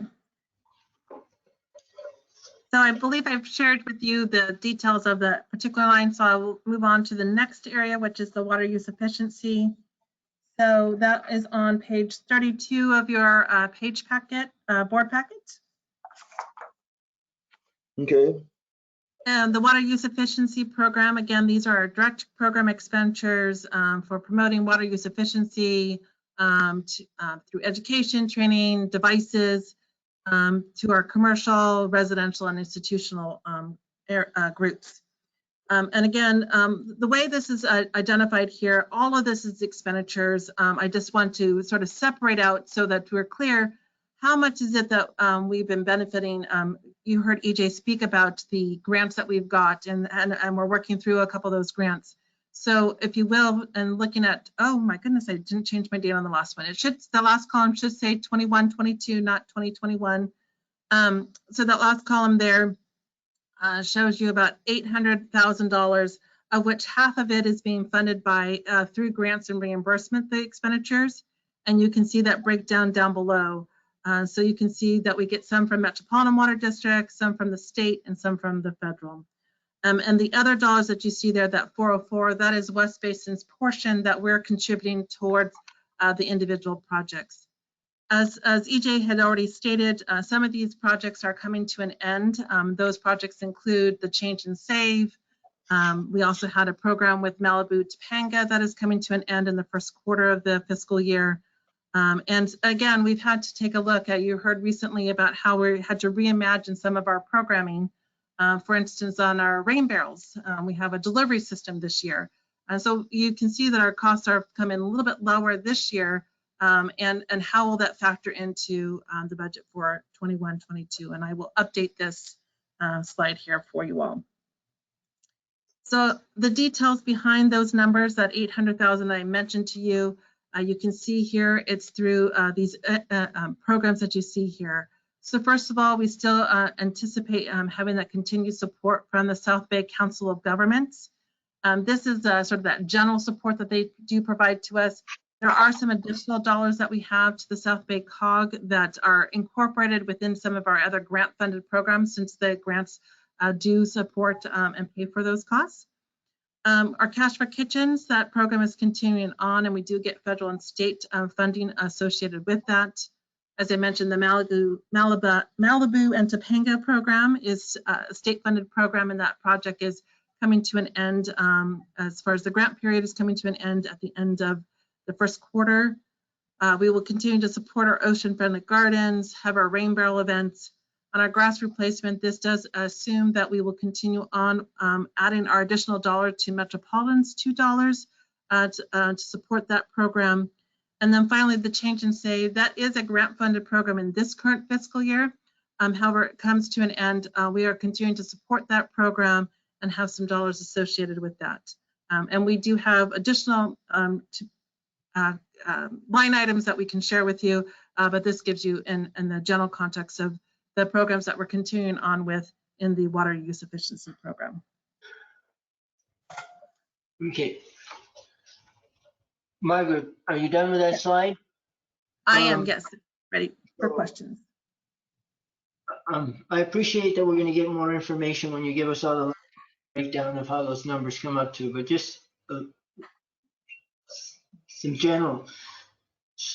On the first line item, support from the South Bay Council of Governments. They support us or we support them? They provide, I'm going to maybe turn it over to EJ, who can maybe do a better job describing it than I could. So EJ, would you mind? Yes, I guess Director Alvarez, it depends on how you look at it. I think it's a mutual beneficial relationship. When it comes to the South Bay Cities Council of Governments, numerous years ago, as I'm sure you're aware, they created kind of a unique function out of the South Bay Environmental Services Center. And as such, they carry on a great deal of work and have sought out partnerships with several different regional agencies, including the gas company, LADWP, West Basin, Water Replenishment District, as well as City of Torrance. And they are able to supplement our programs and projects and provide a great deal of value. And as such, we negotiate an agreement with them annually to pay them for hourly rates to staff our ongoing phone lines. So anytime you sign up for a rain barrel, for instance, whether it be online or through the phone, you're actually contacting the South Bay Environmental Services Center. And so we negotiate this contract. The contract is constructed with kind of a flat-based rate. So as they table, I think they do dozens and dozens of events throughout the South Bay area. They serve kind of as a West Basin conduit. They staff tables on behalf of West Basin, providing literature and educational materials. But then, of course, they supplement some of our specific programs like the Cash for Kitchens.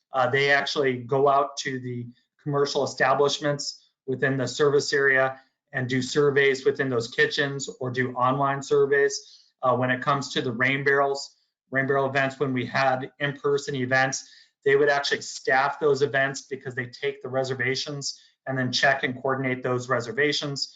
And then, of course, the Change and Save program, they assist our consultant as well as far as implementing that and shipping off the conservation kits to the survey households. Okay. So they provide all those services and we basically then have an agreement with them for $132,500 a year. They then Correct. provide services that, okay. All right. If we can get a further breakdown, I assume that will come with that line item breakdown. That would be great. Cash for Kitchens, this is a program that's going to be ending because the grants on that are going away. So West Basin's intent is to fund this program. This has been a long-standing program long before we even got the grants. What we've done is we've been able to kind of evolve the program to provide different services depending on the level of grant dollars that we've been able to receive. When we look at water use efficiency from a agency perspective, what we try to do is hit all of the different primary sectors. So we have our residential, and we split that into two. We look at indoor and outdoor residential. And then, of course, we look at our CII. And our Cash for Kitchens program provides a much needed resource to our commercial kitchens, our restaurants and such, but also our industrial kitchens, because our municipalities as well as our school districts always have those kitchens that we can provide services to. So it's trying to reach out to all those different sectors. The program is extremely popular, and our intent is to continue the program and then, of course, look for state and federal funds to augment the program. And Okay. the bottom line here in all of these are, water conservation. Is that correct? Correct. Correct. Thank you. So on Cash for Kitchens, effectively what you're going in to older, not newer restaurant kitchens and retrofitting those. Is that what we're talking about? And retrofitting them with faucet? It's a little bit both, Director Alvarez, because even newer kitchens sometimes rely on older equipment. So what we do is we actually provide surveys where we send staff from the South Bay Environmental Services Center there to kind of walk through the restaurant and look at different, not just devices, but also configurations of kitchens on how you can continue to conserve water. And through that, what we do is we take our funding, we match that with Metropolitan Water District's rebates. And so that way we can maximize the rebates. We don't do any of the installation ourselves, but we do a lot of the education, and we fund the rebates in order to sometimes get them to convert from that older equipment to newer equipment, whether that's a newer restaurant or an older restaurant. And again, I don't want to overlook the institutional kitchens as well. All right, so EJ, on that, the 250,000 isn't really for giving rebate money for the retrofitting? It is not, or it is? It is. It augments the existing rebates that are available and provides also kits for the kitchens to install. Okay. And if we can move on to the next slide, what's the Malibu Topanga program? So the Malibu Topanga program is actually a great program helped and created by our very own Gus Meza. It was actually implemented through the Greater LA County Integrated Regional Water Management. We obviously serve the city of Malibu and the Topanga area. It's actually served from a retailer perspective from the LA County Waterworks 29. However, coordination between the city and the county and West Basin has always been somewhat of a tricky situation, and Gus was able to bring all of the partners together and create this program to specifically reduce water demand in a very high-end water use area. It's very tough to crack that Malibu Topanga water demand when it comes to residential outdoor. And so the program was funded through the Greater LA County grant that paid for the entire program. West Basin just supplemented it with staff, basically.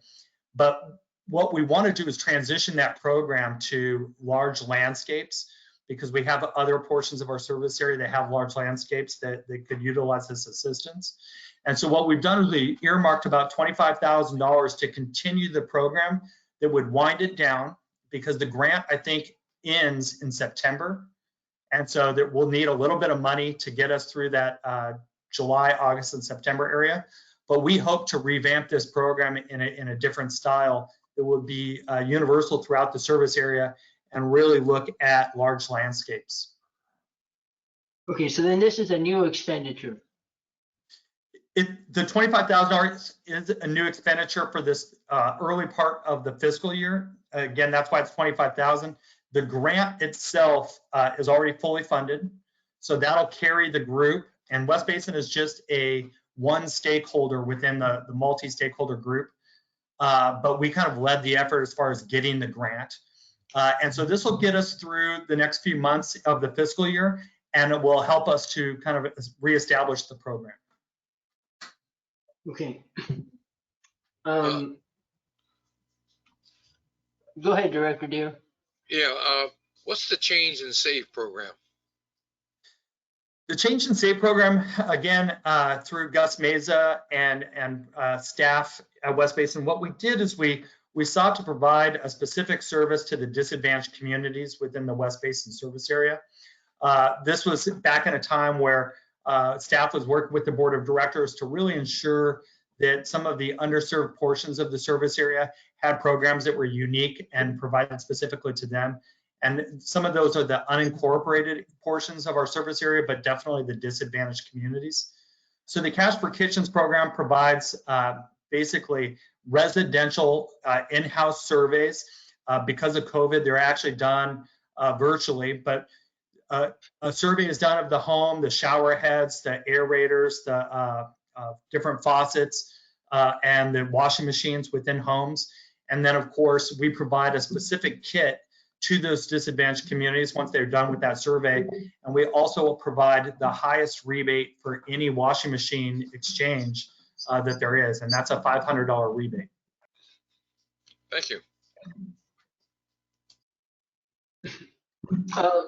With respect to all of these, I particularly like grass replacement, because that is a very effective way of achieving water conservation. And we do, as you alluded to in the Malibu Topanga discussion, have some significant water users. on that particular program, it's one where I would encourage that we invest more money, not less. For every acre that we can really change over from a high use landscape or high water use landscaping to a low water use landscaping, you're going to have between 2 and 4 acre feet of water savings, and that's a one-time cost. There's no O&M, there's no nothing. It's the best kind of program. You invest the money, you have true water conservation, and that's like finding that new water. So I would like to maybe see some movement in some of these expenses, but I definitely would increase the grass replacement. I know that when you make that, it costs quite a bit of money for especially some of the more elaborate gardens that you see up on the hill or in Malibu, Topanga, for those people to be, not that they don't have the money, God only knows, but to be encouraged to switch over. So that's one program where I think we ought to invest more money. Water conservation is very effectively done through the reduction of high water use landscaping. I agree. I have a few comments or questions, if it's okay. Are you done, Director Alvarez? Yes, I am. Wonderful, thank you. And I know that we are going through this kind of slide by slide, but this is extremely beneficial, staff, so thank you. You know, I have a number of issues with this slide because it was confusing as I look at it, because the question was, you know, we're looking at what starts in the new fiscal year. So am I understanding that the numbers laid out here are West Basin costs? These are costs that we're going to incur, correct? This is not something we're getting a rebate back from, true? Let me answer that question, Director Houston. So the total, I'll say, expenditures that, if you will, of what we would pay to vendors is anticipated to be $825,000. But if I take your attention back to this slide here, of that, 421,000 is what we anticipated in getting grant or other, Metropolitan incentives on. So if you will, half of that money is going to be money that we receive back, but outgoing is going to be 825. So the net cost to the district is 404,000. Okay, cool. And this so is different sort of than other ways that we present the items. It's just that because we have a direct revenue source that's coming to pay for this, it's not a water sale, it is, certain grants. So the revenues are shown up in the revenue side, but we tried to identify it here so that you see how much of the direct expenditures is going to be reimbursed. Okay, great. So if we go back to the other slide, I guess it's a little frustrating too, because, we're putting money into all these categories that are very status quo, that we've been doing for a long time. And I think what we really need to understand is look at all the programs and where are we getting the most bang for our buck. And also realizing some of these grants are ending and maybe we don't need to move forward with some of this. So I think that the board really has to have a more policy level discussion on this. But as far as, cash for kitchens, if incentives start ending, I mean, we really have to look at how much are we willing to put into that and what is the bang for the buck on efficiency? How much water are we really saving by doing this? And it takes a lot of staff time, a lot of effort. So I think we have to be more clear, because, if is the $250,000, $250,800, that's literally out of West Basin's pocket, right? Is that accurate, or are we going to get some refund? No, most of this actually is going to be reimbursed by those federal and state grants. So that's why the parentheses are there to reflect that we are getting. Yes. Got it. So that's why the slide's confusing. Maybe we have two columns on a slide like this, but anyway. I'm just saying, I don't know how efficient Cash for Kitchens in the long run is. I know that we've spent a lot of time trying to find restaurants and this, that, and the other. So I think we have to look at that, and I understand Malibu, Topanga, that is winding down. I love the idea that maybe we make something on our own that's more regional. It was a great grant program. And by the way, Director Alvarez, it was a really great pilot grant. I think we're one of the few in the state, if not the only ones that got this chance, and we really worked it hard in the midst of the fire, the Woolsey fire, then turned around and had the pandemic. So it's not been without challenges. But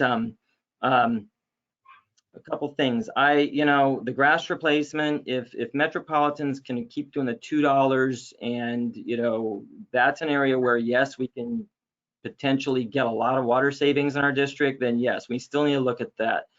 Do we throw in that extra dollar? But also, if you save in other areas, that's going to help. Ocean-friendly gardens, by the way, the maintenance, I think that is good that we fund the maintenance because some of those organizations don't do it as well, and the gardens are looking really good. So, and it's a small expenditure here. Two things last, change and save. So if that's going to end in the fiscal year this fiscal year, right? Is that when that ends, the change and save? It is currently scheduled to conclude. However, we have a wrap-up period. So reporting and so there's an extension of that. Okay, so that's what that would be to close it out, right? It's ultimately to close it out, but also to fund and work with Metropolitan Water District to maintain the kits. So, okay. And I should have prefaced this. I know it's been a little bit of time between this, but through the board's leadership and our water use efficiency staff, they move forward. We actually got a grant to conduct an analysis and a data analysis of the entire West Basin service area and the water use efficiency programs that are the most efficient, provide the most bang for the buck, and really meet the needs of not just our retailers, but also the residents and commercial, industrial, institutional. So within that study, as you go through it, it actually leads us to kind of identify these programs that provide exactly what you said, which is the most bang for the buck, and of course meets the requests of our retailers. These programs, especially the grass replacement, scores extremely high with all of our retailers, which is obviously important to West Basin, but also having programs that meet the needs of all of the different sectors. That's the real trick there. And so trying to find those. And of course, we've done extremely well as far as the Cash for Kitchens. It comes with a brand. So the program has evolved over time, but the brand Cash for Kitchens has actually done extremely well. And it really enables us to partner with our state and federal partners to get grants. And that's really what we hope to do in this next fiscal year. Okay, so see, that's very, very helpful, EJ, to understand that sometimes there's different reasons why we do some of our programs. So thank you for that clarification. And the last question I got is on the rain barrels. I know I always ask this because it's confusing. Do we still get an incentive on those from Met? What do we get? Is it per barrel? I could bring that back to you, but I believe it's about $45 per rain barrel through a Met incentive. And what we do is we supplement that. And then of course we bring the staff time in, and that's how we're able to give those away completely free. Okay, good. Because I remember we used to get more, right? Didn't we get more per barrel or? Again, I'd have to double check on that, but we can bring that to you. Cool. So either way, we still get incentive, which is good. Yes. I mean, look, we all know this, the rain barrel program, I mean, it probably is one of our best, just visibility in public relations. And obviously people can argue you only save so much water with the rain barrels, but it is a very good public relations thing and goodwill thing. And our residents do love it. So I'm very supportive of that. I like that we can still get some incentive from Met. And the staff, you guys have always done good. And Gus has done a great job when he bids these out and tries to, get the deliveries in a timely manner. So we really have tightened that up in the last couple of years. And so I applaud you guys there. I assume that this budget is like the year before this year. You know what I mean, right? We're doing what, 400 barrels each, or, is that what we're doing in this? There's the assumption of 2,000 barrels, rain barrels. So yes, 400 each. Perfect. And we still pay our non-tax. Yeah, go ahead. Real quick, I just want to correct my statement earlier. The Metropolitan Water District rebate is $35. And yes, per your questions, and even related to the events question from earlier, this presumes that we would go back to our distribution events. for next year and distribute 2,000 rain barrels.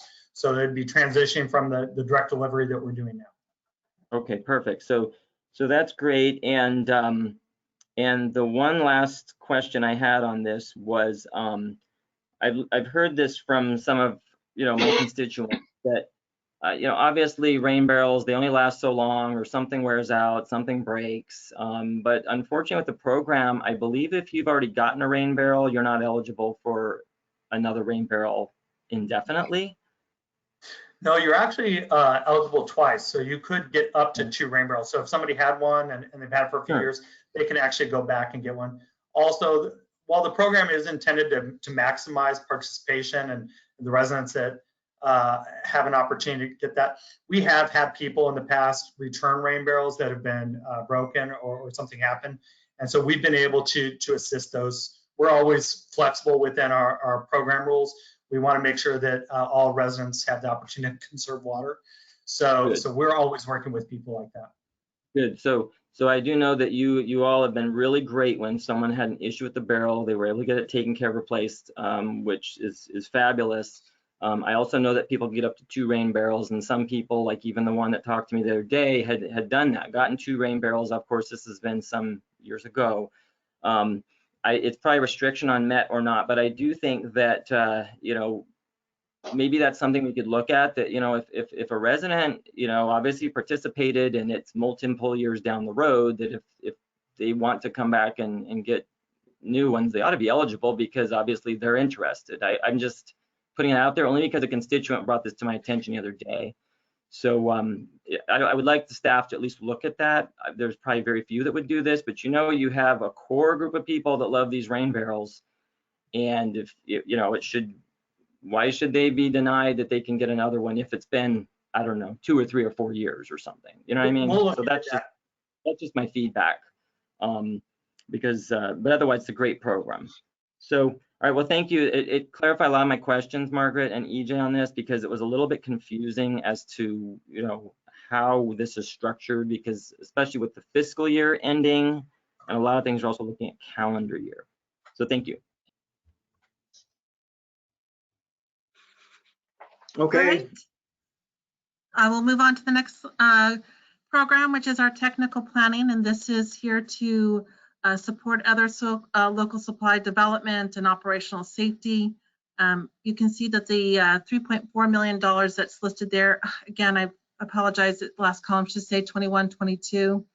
Not sure why, after looking at millions of times, I didn't see that until now. I apologize. But it's made up of 3 components. The biggest portion, as you see there, is the $3.3 million. This is the funding for the MBR joint pilot project with LADWP. As you recall, this item was brought to the board as a mention in December, but a more extensive discussion, if you will, at the February E&O committee. And again, this is certainly supposed to be, will come before the board again before we make this payment here, but this is assuming that the board does move forward what was presented in February, that we would be making this additional $3.3 million in addition to the other commitments that are already been made and are anticipated to be made this year. And the other 2 items is our update of our emergency response plan, and we have a labor compliance. This is regarding prevailing wage. We need to update the manual and update the training with our employees on it, and so there's some consultant costs there for both those last 2 items there. And so this represents, again, the technical planning budget. All right. Next item here is the brewer desalter. As the board had made the direction on its board meeting just a couple days ago, that the board ad hoc, as well as the general manager, will develop a plan to divest from desalter operations. As a result, we are showing 0 acre-feet to be shown here for the fiscal year 21-22. We do anticipate that there will be some wind down costs associated with that. We have made an estimate, a guess, if you will, as to what it may include.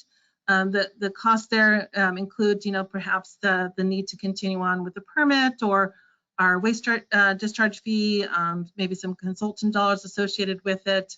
But again, as we learn more about the divestiture, we'll know a little bit more about what the right expenditures are and the dollars associated with it. But we did want to make an assumption that there will be some dollars being spent in fiscal year 21-22. May I ask the question? I assume, looking at that third from the last line, there's a mistake. Instead of the word budget, it should be projected, right? Yes, I apologize. Another error on my part. I apologize.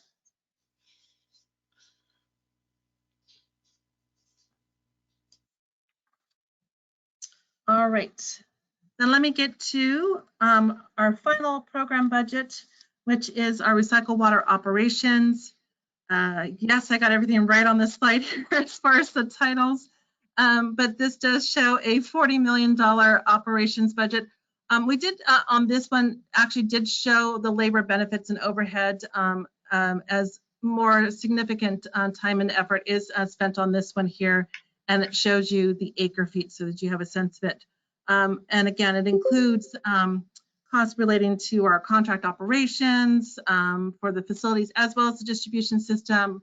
It includes consulting support, and it also includes those variable costs that will fluctuate based off of the actual sales, which would include anything from power, chemicals, and your solids handling. And the next slide here provides you a bit more detail, if you will. This is the line item detail that we would have shown to you. And so you can see here how much is there for, just to highlight the few of the larger items, which is our contract labor for our facilities, 9.4 million, contract labor distribution system, about 600,000. And then you go down to utilities. Of course, the largest component of that is electricity, chemicals. That includes both those chemicals that are purchased on behalf by the district and then by Suez on behalf of the district. But those that are purchased by Suez are more for not for the treatment of the water, but for the more the operations, if you will, of and the cleaning, if you will, of the membranes, for instance.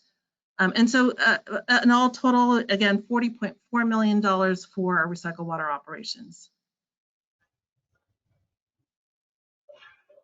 Okay, I have a couple questions on this slide, Margaret.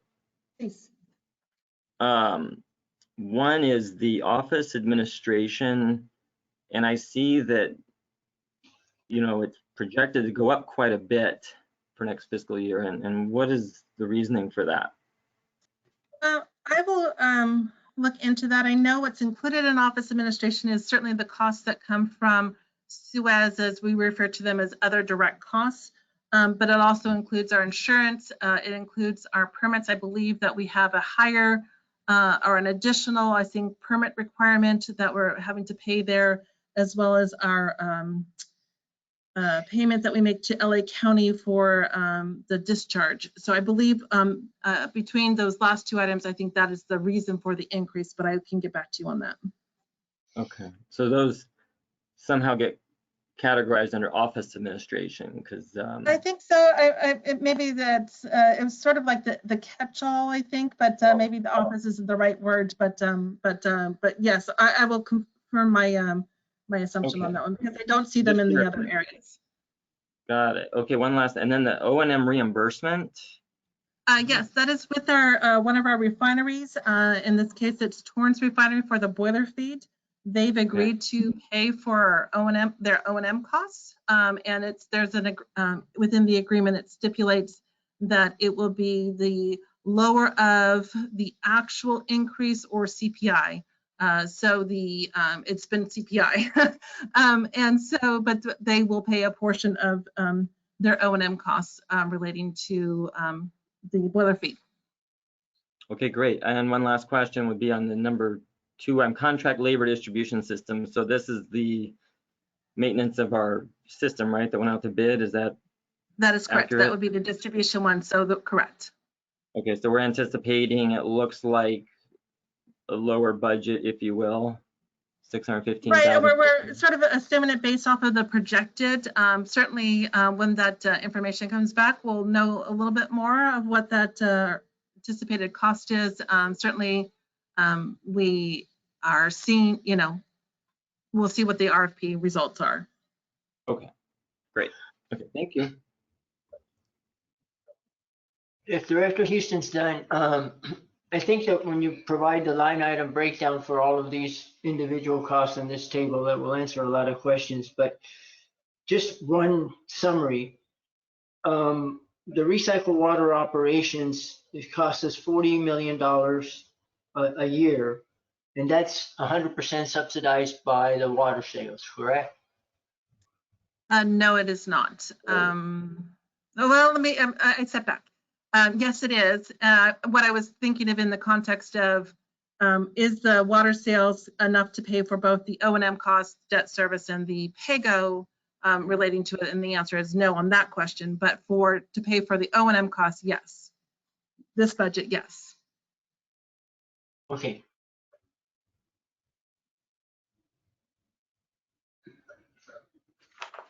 Okay.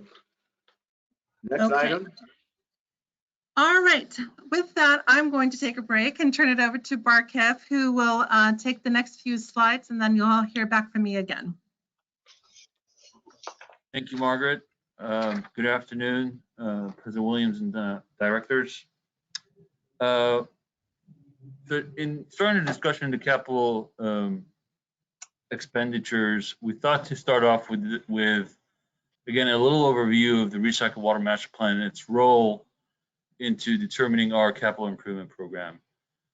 So when the West Basin's 2000 master plan was prepared, the capital improvement plan that was as part of that master plan was the basis of the CIP programs that were adopted between 2000 and 2010. And the same thing happened with 2009. The projects identified in the 2009 master plan were the basis of a lot of the projects that were implemented throughout those 10 years. And then similarly now with the new Recycled Water Master Plan that we have been prepared, there was a lot of effort that was put into this master plan that right now we are adopting and looking at, and it forms the basis of our 5-year capital improvement program that we carry on and we keep live every year. So we did provide some overview of the master plan at the March 15 special board meeting, and we plan on coming back at the ENO committee to talk a little bit more about it.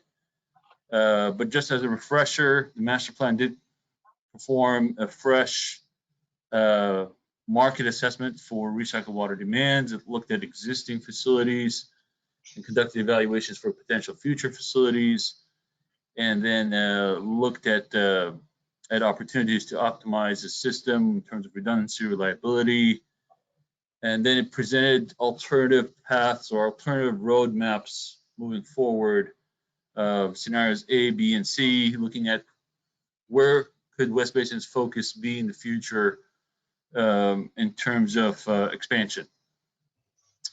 And the master plan concludes with a 20-year plan. And in that 20-year plan on the next slide, you will see the A and B and C scenarios. And that's on page 40 of your packet and page 36 on the screen. And then, so what we do is we take that 20-year plan and we looked at the potential expansion projects, and we know that those projects will require some additional stakeholder coordination, maybe feasibility studies, developing partnerships, agreements to potentially fund those type of projects, the big projects. But also from the master plan, we were able to reprioritize, take a look at some of the projects that were on the books or coming up, and take a closer look at them, and then see if we needed to reprioritize some of them, and we did that. So on the next slide, you will see a breakdown of how traditionally we have categorized our projects, our capital improvement projects. And you know, if you open up our capital budget book for the last few years, you'll see these categories: new infrastructure, rehab and replacement, R&R, and then this other category. New infrastructure includes any new assets or new facilities, whether it's for the treatment sites or the distribution system. R&R projects, traditionally mostly related to the recycled water program. Brewery desalter was included, won't be anymore moving forward in this assumption. And then you have the other projects that include ocean desal, improvements to the DLD building, IT related projects. And for tracking purposes, we also include in the other projects the estimate of the West Basin labor and the contract operator labor related to CIP projects. On the left of the screen, you'll see our projected 5-year CIP program. And the different colors represent the different categories that you see on the right. And so for this next year, the proposal is the expected expenditures for fiscal year 21-22 is close to $56 million. And I just want to point out that the number you see in front of you, the 55,989, there was some last minute refinements. That number is actually now 55,849. So 55,849,000. And that refined number is reflected in later slides. So we're going to take the opportunity to talk a little bit about each of these categories in the next few slides. Okay, Barkev, before you move on, the next 2 slides will explain the $55 million or $56 million that we've got there, or will not? Yes. Okay. Can I ask a question real quick, Barkev, please? Absolutely. I guess before you get into that slide, if you back up to just the opening of the recycled water master plan slide, there you go. Just reiterating that really we still haven't completely digested this, right, as a board, because we started at the workshop the other day. We did not finish. It's going to come back to E&O. You know, I've kind of read it once through, but I need to really understand it better too. But I know there's different scenarios, but the board hasn't settled on any scenarios. So on that note, I am a little confused that how that's presented. But I guess I'm just trying to say is that I'm not clear. We're getting this put together now, but yet the board hasn't really decided what the path forward is. So is there any response to that? Yeah, maybe I can give a little bit of clarification. So okay. The scenario A and B and C, and you're right, we kind of said we'll come back and share some more information on those. And A, B, and C propose, for most part, aside from recycled water connections and small pipeline projects here and there, and aside from some of the projects that I'm going to talk about in the next slides, it talks about these grander concepts about putting more groundwater augmentation project, partnership potentially with WRD to put more water in the ground, or revisiting an old option to kind of send water back to the LA Harbor Long Beach area, or looking at all these other expansion, Title 22 irrigation expansions. What we've done in this master plan is aside from the projects that the board has seen and have adopted and gave direction on, aside from those, we assumed we didn't include those big expansion projects in this next fiscal year capital expansion because we haven't received the board's direction on those. So we kept those separate.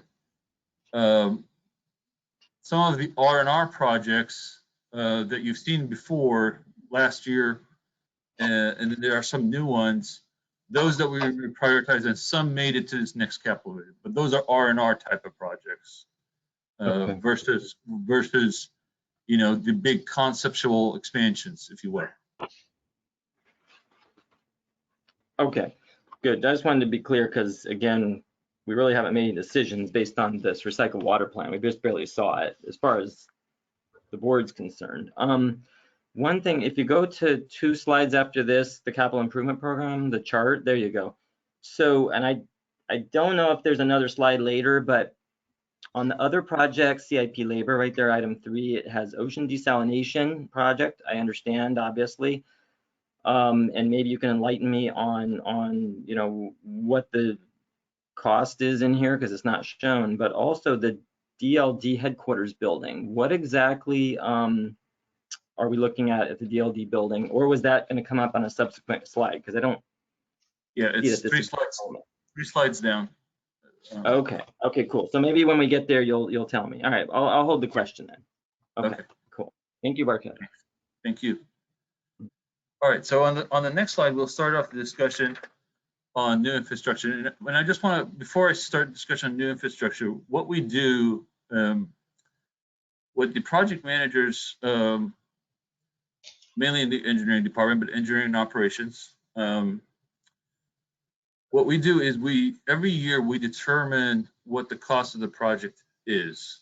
So if there was a project that cost a certain amount of money last year, has anything, we revisit, has anything changed aside from CPI, or aside from, did we finish design plans and the costs changed? Did we finish a preliminary design study? Did we conduct a feasibility analysis and the cost change? So we look at cost, but we also look at schedule.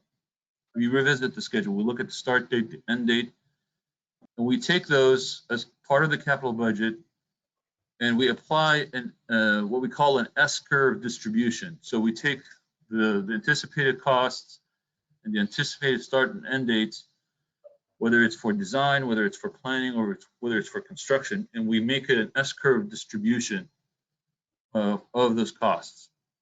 And we do that because a lot of these projects are multi-year projects. They don't start and end in 1 year.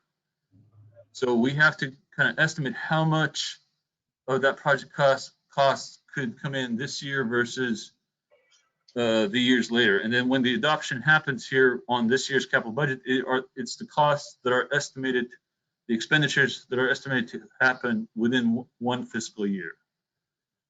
So what you see in front of you here on these dollar amounts, they're the estimated costs for this fiscal year. And some of them are multi-year projects, and some of them will be complete, and construction will be complete within this fiscal year. So there's both of them in there. So what we have here under new infrastructure, the 2 main big dollar amounts here is the phase 2 expansion of the Carson plant, and that's the custom engineered microfiltration expansion portion of the project. As many of you recall, the project originally included 2 components, a membrane bioreactor component and a custom engineered microfiltration component. And then, and so this is the cost for the CMF portion to proceed.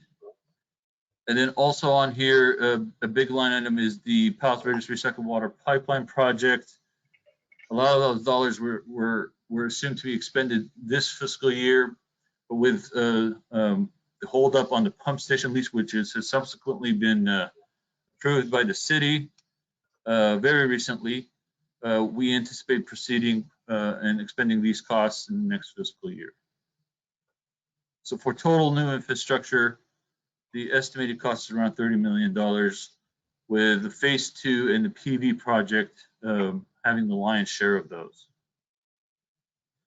And Barkett, if I could just add here, just to go back to Director Houston's question or comment about the master plan, and we haven't agreed to these things. As you see from this chart here, you can see very little dollars being expended or being shown on the 5-year for those new infrastructure, because again, we are awaiting the board's decision on that. So again, you'll see a lot of dollars here in the first year. Some of those will trail into the second year, but really we're seeing very little dollars in the out years until decisions are being made by the board. Thank you, Margaret. So on the next slide, you have, we do show a list. We include in this list the top 6 R&R projects. And then under the other R&R projects, there's another 19 R&R projects that are included in that $6.2 million that you see at the bottom.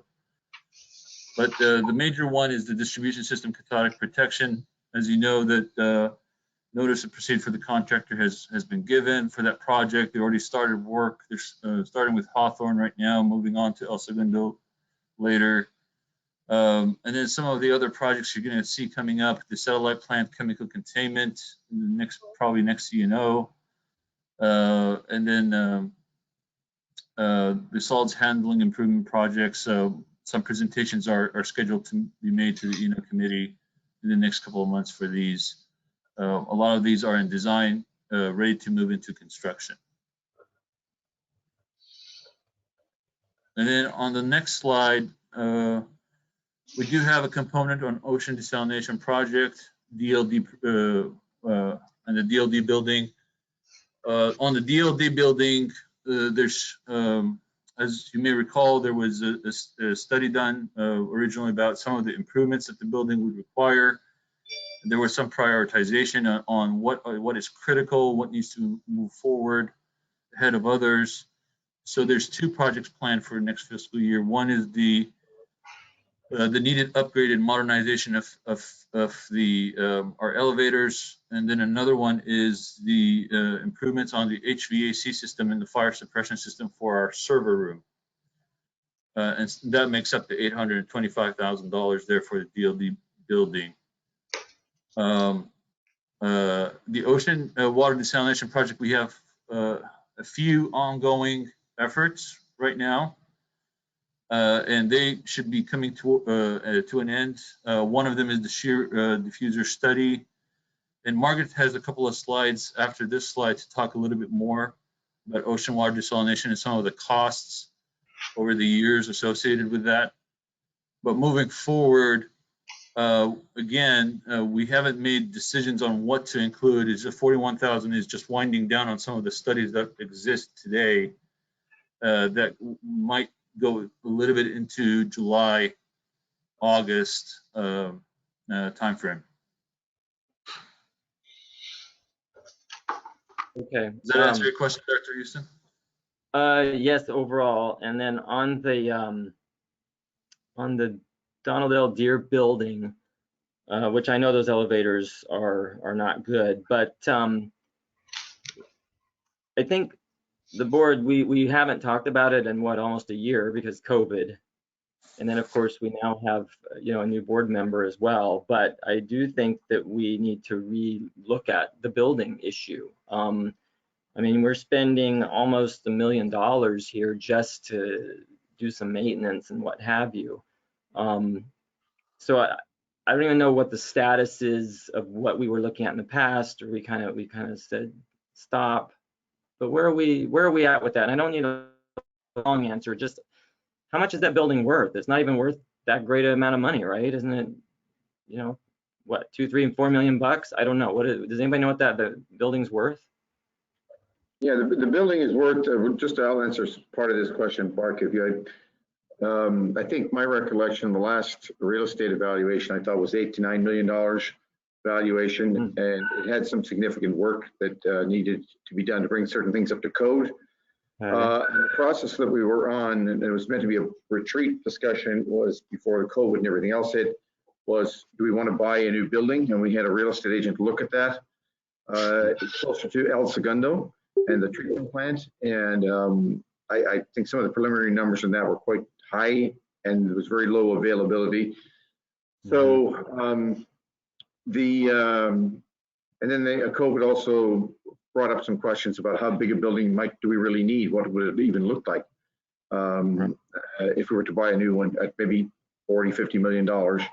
So, and then how can we best use our facilities over at the Water Education Center? So, all of those things were kind of in flux with the pandemic. So it's a topic we can come back on. I would just say that the server room, based on the technical advice and the analysis we have done, we need to fix that fire suppression system because we would have been really lost without IT department and our support during this pandemic. It was absolutely key, not just in the pandemic, but beyond.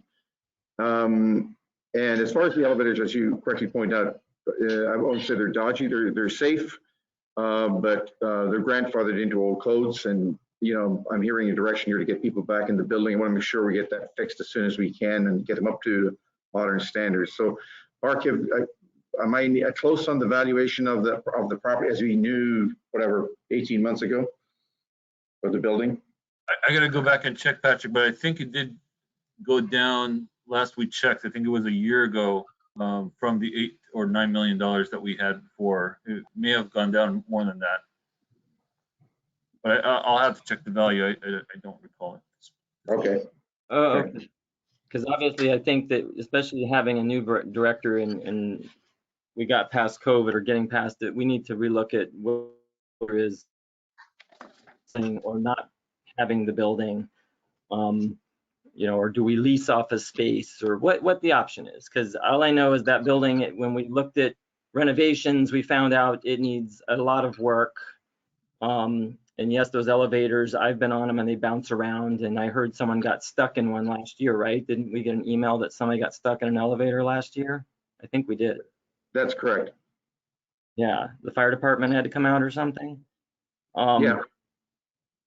So I understand what has to be put in this budget, but I think that, you know, and I would ask President Williams, I think obviously when we do a retreat or whatever, however we process this, we need to talk about the facility, you know, in the next handful of months or whatever, so we can give staff some direct and look at some options of, you know, what is the long-term future of the facility.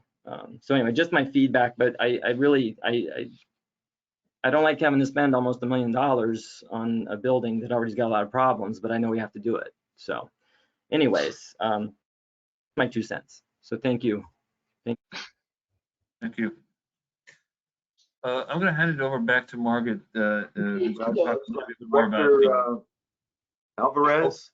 Yes, if Director Houston's done and Barkett, then I'd like to, now that you're finished, revisit one. On Director Houston's comments with respect to the building, just I guess for my edification, before you spend a lot of money on that building, do we have, and if we don't, maybe we should get a comprehensive evaluation of how much money is gonna, if we keep the building, we have to invest in the building?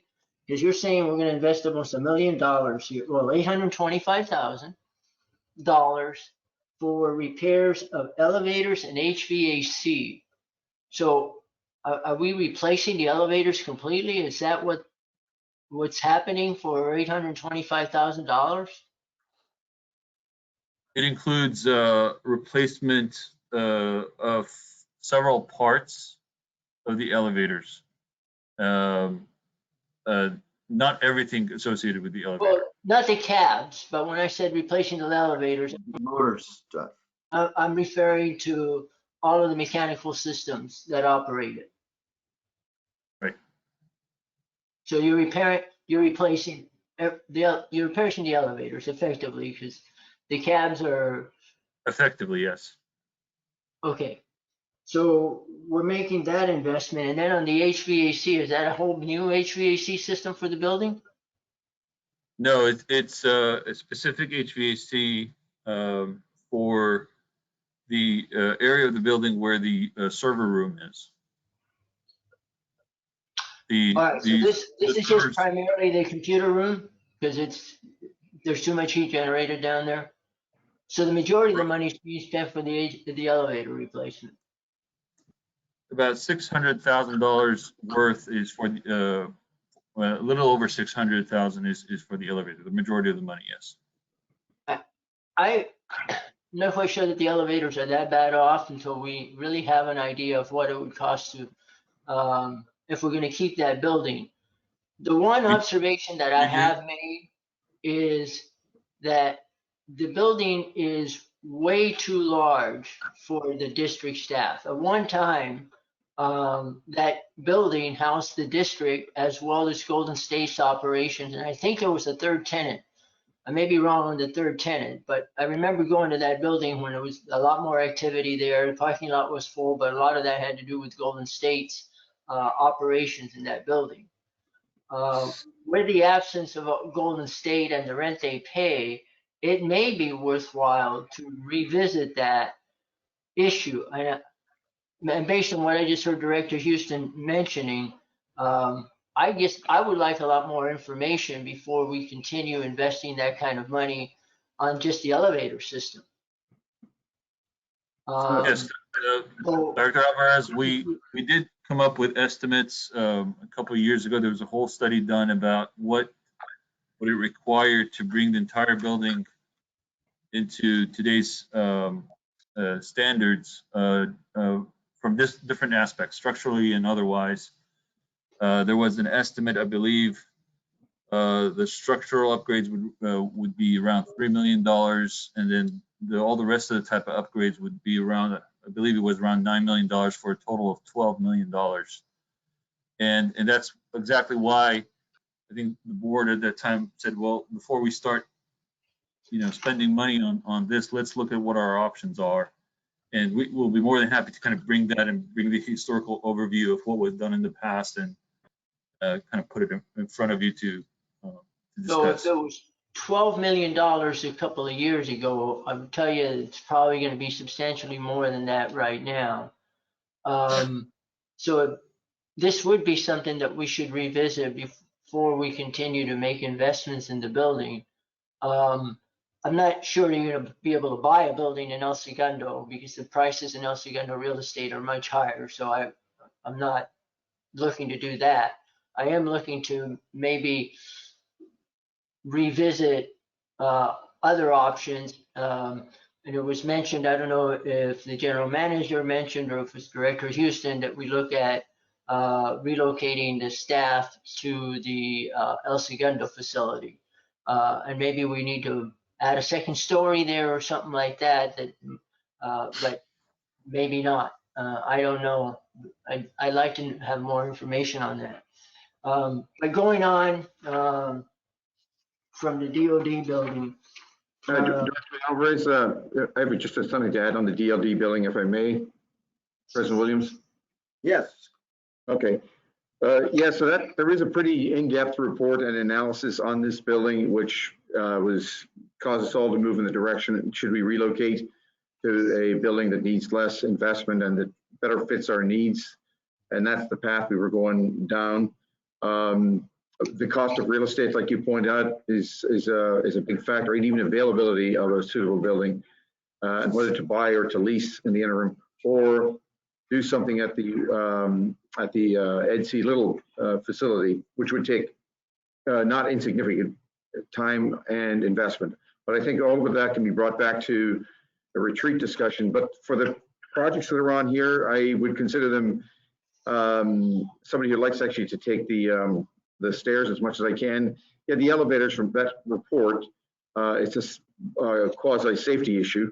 And I would hate to jeopardize or lose our server room and the considerable investment that's in that room if the fire suppression system failed or didn't work. And it's very congested. If you maybe have a chance, you're over here next time, I'll show you, because it's grown over time, but the size of the room has stayed the same.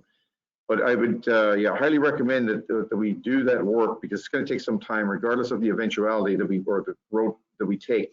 It won't happen in the next fiscal year, and probably not the next one after that. I don't know, but it's not going to happen immediately that we can relocate to another building, I don't think. So I just wanted to add that. And that report, Barkev, if you could, I'll make sure you just send a copy of that. There's a really good summary in that, Director Alvarez, that answers a lot of these questions, and then maybe give some context to how we got here.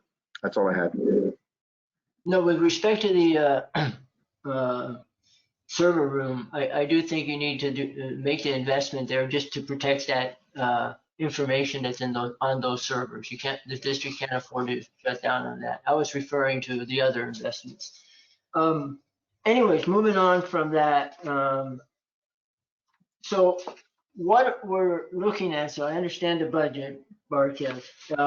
When we're looking at the capital improvement program, the budget that you're recommending that we approve, if we approve this budget as you've put it forward, is basically $56 million, right? Correct. And that then is made up of the new infrastructure that's $30 million. So let me get some. The first one is the Juanita Melendez. Sorry, I forget the full name there. But anyways, that plant, is that a contract that is to be awarded, or is that work that's already been started? And we're not awarding a new contract. Or what is that? What is up $18.5 million? $18.5 million, and we provided a report in January on this project and received approval to proceed with issuing the bids on them. The project would replace our MF system, which has declined in performance over the years, and provide redundancy, increase reliability, add some particular facilities, generator and other type of facilities that would improve our service and operations. But it also increased the capacity of the MF system to the tune of 1,200 acre-feet per year, going from the 5.18 million gallons per day that it is today to a firm capacity of 5.88 million gallons per day. That's with one unit off. So if you had all units blasting, you would go up to 7 MGD. And this has been a project that it really started in 2008, and there was a lot of investment by West Basin to put this together. And so, given some of the funding requirements that have come into play in the last few months, we brought this to the board in January and got approval to proceed with the bids. So the bids are out there. We received proposals for CM services. We're going to update the board about that soon. We're going to be reviewing the CM services proposals, and then we expect the bids to come in from the contractors in mid-April. Okay, so this project is out to bid, and it is partially okay.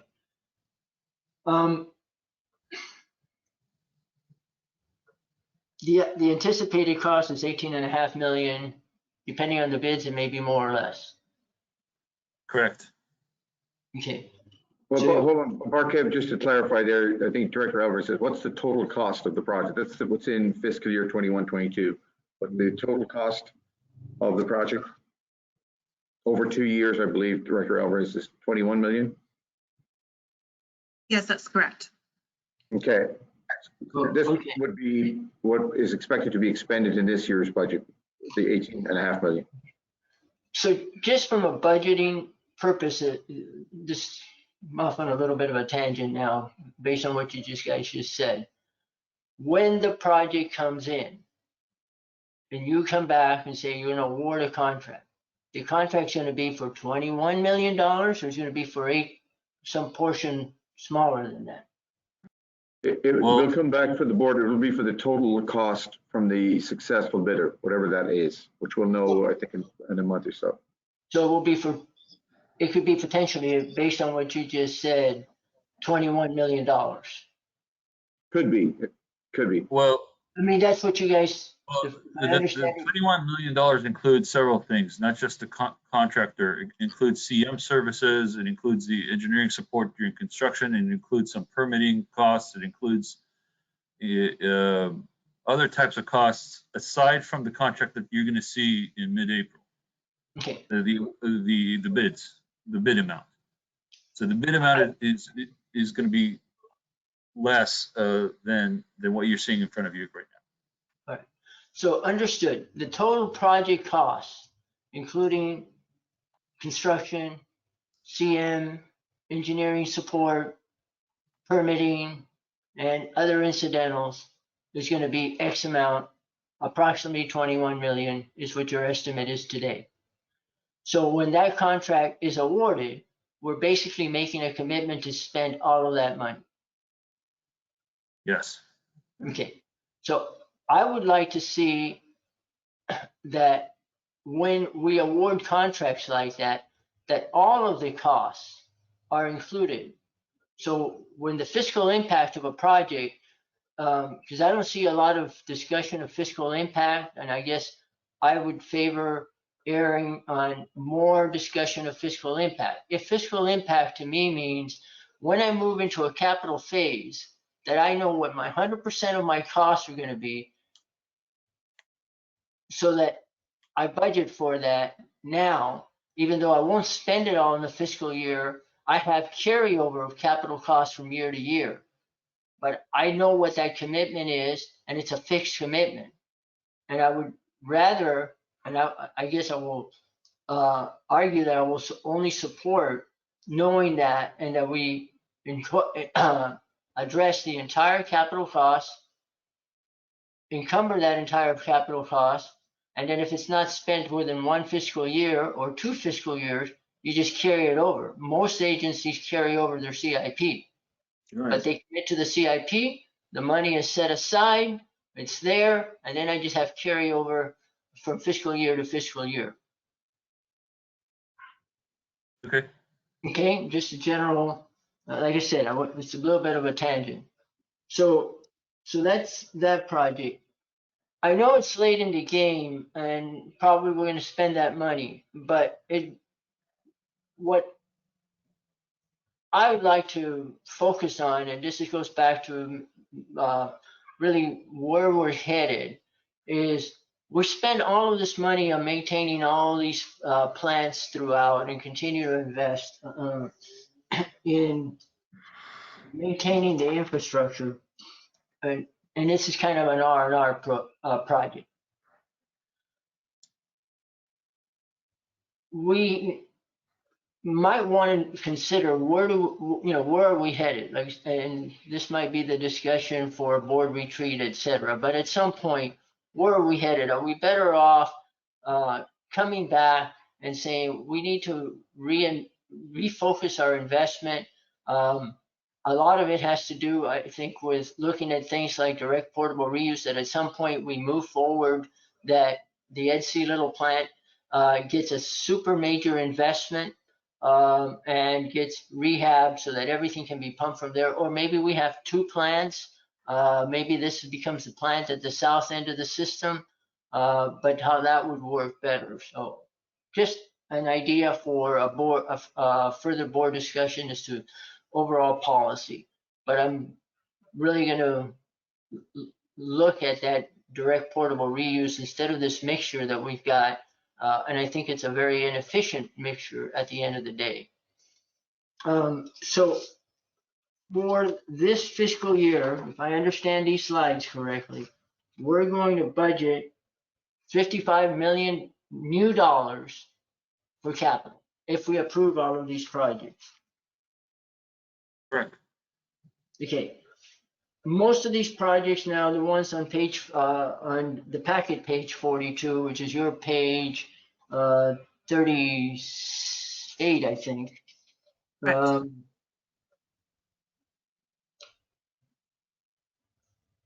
Yeah, are all of those projects fully committed to right now? When you say fully committed, Meaning that they're out to bid in one form or another, or are these projects that are still in the drawing board that will be put out to bid in 6 months? there's a mixture of them. So first one out to bid, second one soon out to bid, design almost complete. Third one, design was done, but the but the property is not available anymore, so we got to find a different property. That's the Inglewood Disinfection Station. Palos Verdes, a portion of the design complete. The remaining design should be done by September and out to bid. Kenneth Hahn, we discussed that recently. That's budget for environmental, or if funding is available from the Army Corps, it could be some environmental and engineering if funding is available. North Gardena Mills Park, we're working with the Army Corps on those for funding for those. Design has not started on that or environmental.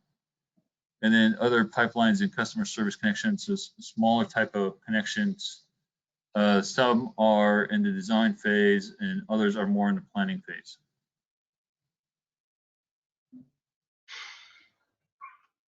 I know there's a lot in there, but it's a mixture, bottom line. Okay. But it's just a lot of money we got to come up with. And Well, there are. I don't know if you're getting a worthwhile return on your investment. And this thing goes back to where are we headed as a district? Okay, so that's 30 million of the 50 some odd million, of the 56 million. So the other is the one on the next page, the rehab and replacement. And that's to the tune of 21 million. Yes. Okay, so distribution system cathodic protection, that's already a commitment. You've Construction. That's under construction. Correct. So and I guess this goes back to my earlier kind of budgeting issue.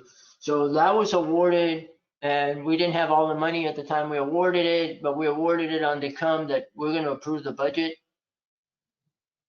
We did have the project.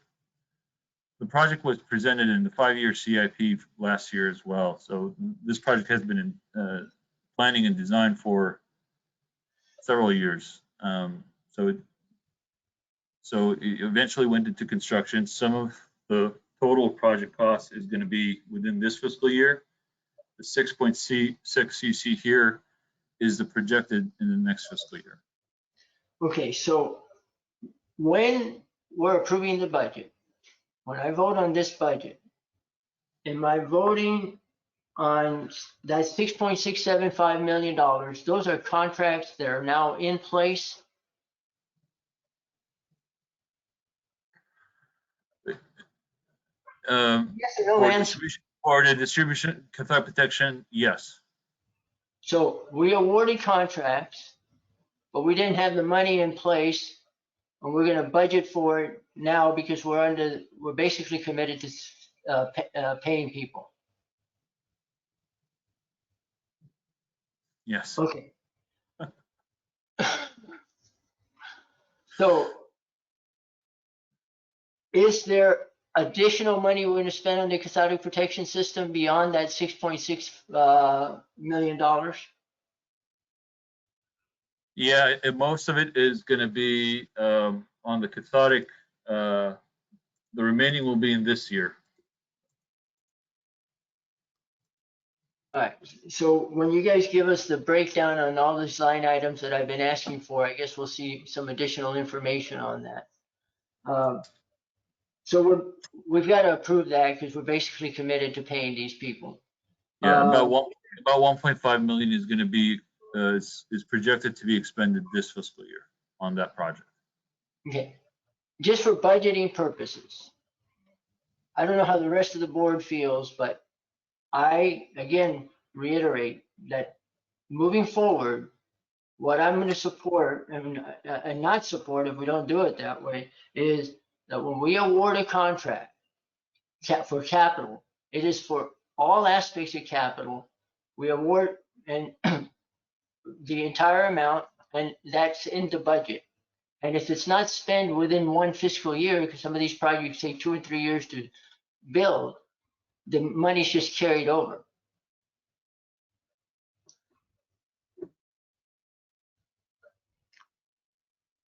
Okay, Chevron nitrification tank, is that the one that's currently being worked on that we saw some information on when staff That gave a was- presentation on it, the E&O committee? That was a separate one. The one that you saw is concluding construction. It's the MF tank at the Carson plant. This particular tank is at the Chevron nitrification plant, a separate plant. This right now is in design, and it is one of those projects that contractually with Chevron we're slated to look at and conduct the rehab. Okay, is Chevron going to participate in paying for that? Or that is subject to something we can explore? Chevron is, as part of our Chevron agreement, they've committed fixed payments that participate, that fund several projects. This is one of them. Yeah, and Bart, if I may add to that comment. So with Chevron, we have an agreement. What is the total capital R&R in the agreement that they spent? Was it 30 million? 31 million. I think this project is part of it. That one, Patrick, was for the boilerplate. This is for the nitrified tank. This is Okay. the older agreement. So this is covered under the fixed payment still then? Correct, yes. Got it. Okay, so what's the satellite plant chemical containment? There is a, this is coming up at the next E&O committee. This is a project that's been on, that's in planning and design for a while, and it's moving up and down in prioritization, but several containment systems at different plants need upgrades and improvements. There's a safety element to it, and we'll be bringing this one.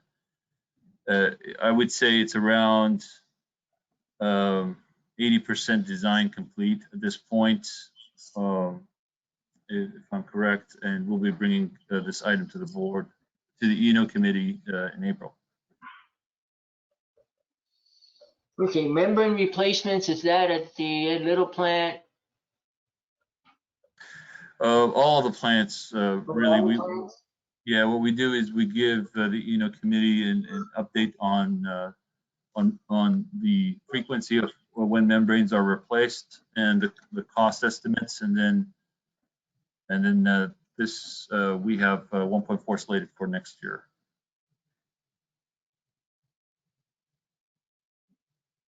All right, and the solids handling is just an upgrade to this current? Yeah, we have an aged equipment that is getting harder and harder to find parts for, and feasibility study has been prepared for that one in the past. What we're looking right now is an alternative.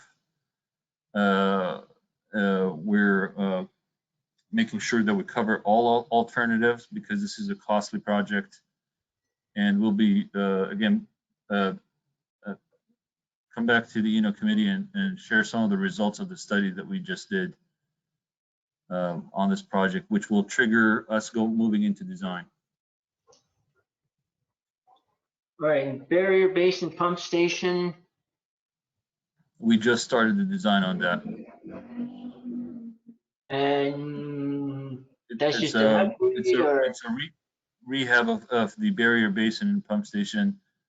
The condition assessment was triggered this to come on the R&R list by our operators, and subsequently we triggered a design firm to come in and do an investigation. We anticipate we're going to have a planned shutdown in April to have folks go in and take a second look at it. okay, and then on the other R&R projects, if you could just give me a breakdown of all of these things and how you Absolutely. come up with, those total amount of dollars. Then back to something that Director Houston had said or discussed, and that's the recycled water master plan. You did use the terminology that we're adopting the plan. I'm not quite sure that we're adopting that plan. We may be adopting some components of that plan, and we may be adopting the whole plan. But on that one, I think I agree with Director Houston that we need to revisit that and really look at where is the long-term direction of the district. And recycling is an all-encompassing word. We use it very generically, especially within the profession. But I think that we do need to be much more focused on what kind of recycling we're really talking about. And I'll just leave it at that. And since we don't want to be here till 10 o'clock at night, let's go ahead, Margaret, and let you continue, because I'm sure we'll have more questions. Thank you, Will Director. do. Can I interrupt for one question, please? If you go back for a second to that first slide of the projects, the capital improvements, the kind of purplish one, I think it was. Yeah, the Palos Verdes recycled water pipeline. Now, do we get any more subsidies or grant funding on that, or is this just West Basin doing it all? We, the funding breakdown, the proposed funding breakdown is $2 million, a little over $2 million from Prop 84. Okay. And we have $2.5 million planned funding from Cal Water, and with that, Cal Water would be getting a segment of the pipe that's under their service area in Palos Verdes. Okay. And then an investment of about $500,000 million investment by the golf course itself. Okay. Okay. Cool. And maybe when you all send those updates, breakdowns, that'd be good, just to understand that. Because that's what I was always of the impression, there was different avenues of revenue coming in on it to help fund it. And the other thing, obviously, Kennethon Park, recycled water pipeline, that looks like, I mean, to me, this is kind of like in just parking some money here in the budget to see what we do next. But that's my understanding too, would be maybe an EIR, so to be determined. So that's the way I understand it. Yeah, it's maybe EIR, and maybe we are talking to the Army Corps about it. And if the Army Corps, if funding comes in through the Army Corps, we could potentially give the project to them to do the EIR and maybe the PDR that we had planned on doing. And if that's the case, the Army Corps would fund 75% of it, and we would fund 25%, in which case it would be around $300,000 roughly. Okay. Okay, so either way, now mind you, I think on that project, it still is a policy decision by the board. So I would not want anybody getting the cart before the horse. And we'd all have to discuss that, because if you go forward on something, then we're on the hook, right? So, you know, we need to make sure that we're clear on the next steps there. But for now, I just see it as a placeholder financially. That's the way I see this. I just want to understand that I'm accurate, correct? Okay, good. Okay, thank you. And I concur. You know, at the end, obviously, I'll have a few comments in the whole picture, but I agree. I think we really have to look at the long-term, some issues with the district and where we're going that will help us with our plan. So anyways, all right, thanks. And you guys can continue.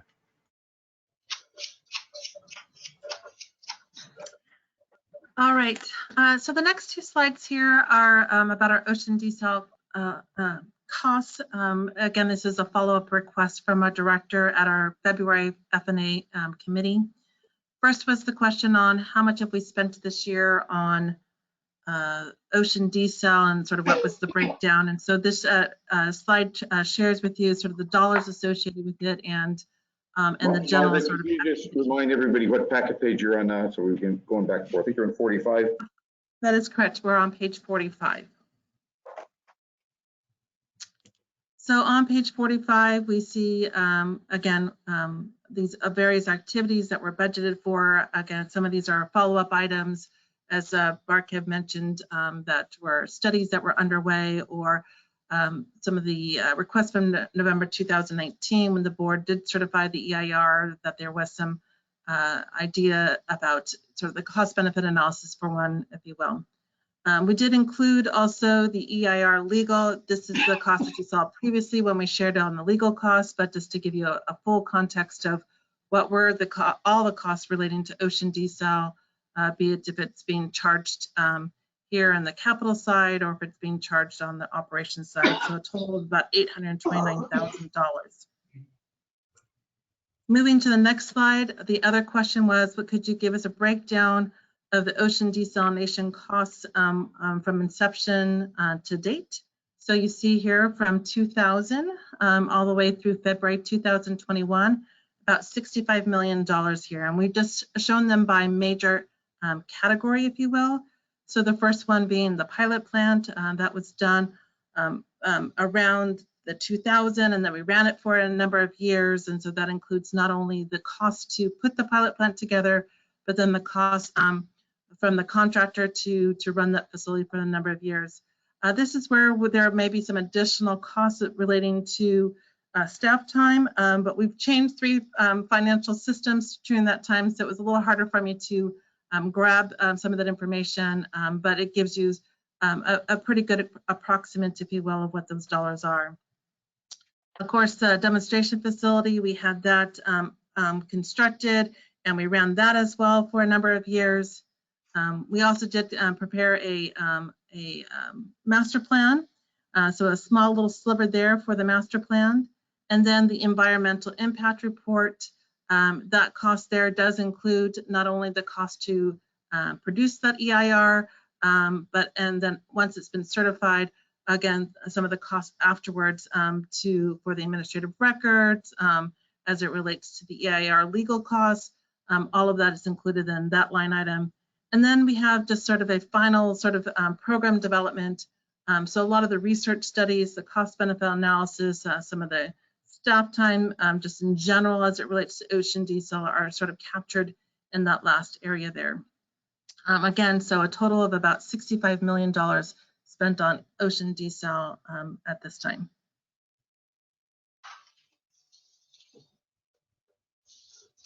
So we talked a little bit about project funding, and before we get into sort of the dollar breakdown of sort of looking at those costs, just wanted to remind you of what we think about when we think about funding strategy.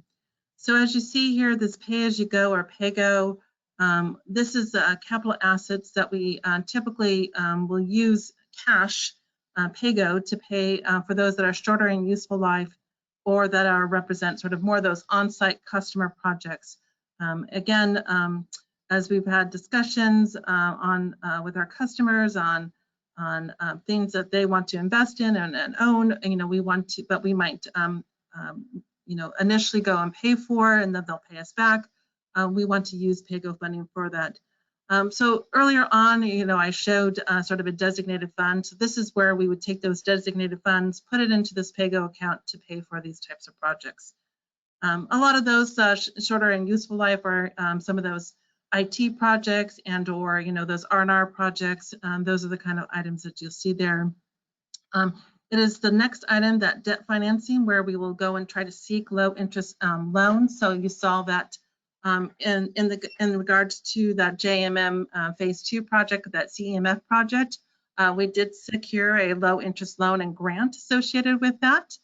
So we are anticipating as we move forward on that project to have a 1% funding on that, and then some grant funding as well.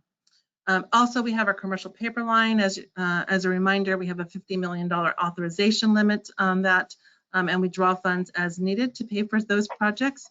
And then ultimately, when those projects are when we received or at that full amount, if you will, of that authorization, or as the market tells us a good time to refinance, we'll then put that out long term. So these are the ones where they will have that longer useful life. So we want to match, if you will, sort of a 20-year debt with a sort of a 20-year useful life of those projects. And then finally, on the outside funding and grants, and I should really have started with this first. First and foremost, I certainly hear it from the board members, but we are going to do our best to try to find those outside funding and grants that we can get. So that will either be from state or federal, or even working with our customers and seeing where contributions there. You heard Barkev share about how Cal Water is going to come in and help us support on that PV lateral. So those are ones that sort of mutual interest, and so we would want to sort of, again, seek those first, and then from there be able to see where do we need to go, again, using cash or using debt. So on this slide here is just taking those numbers that you saw Barkev shared, so that $55.8 million that you saw on that first slide a few slides ago, and I'm on packet page 48. So you see here, this is where we anticipate some of that funding there. So right now, for instance, that JMM project, that phase 2 Carson project, the CMF, right now we're showing that we're getting that State Water Resources Control Board state loan and grant associated with it. If we are successful as well to be able to carry over the anticipated Cal Water, for instance, is interested in contributing to this.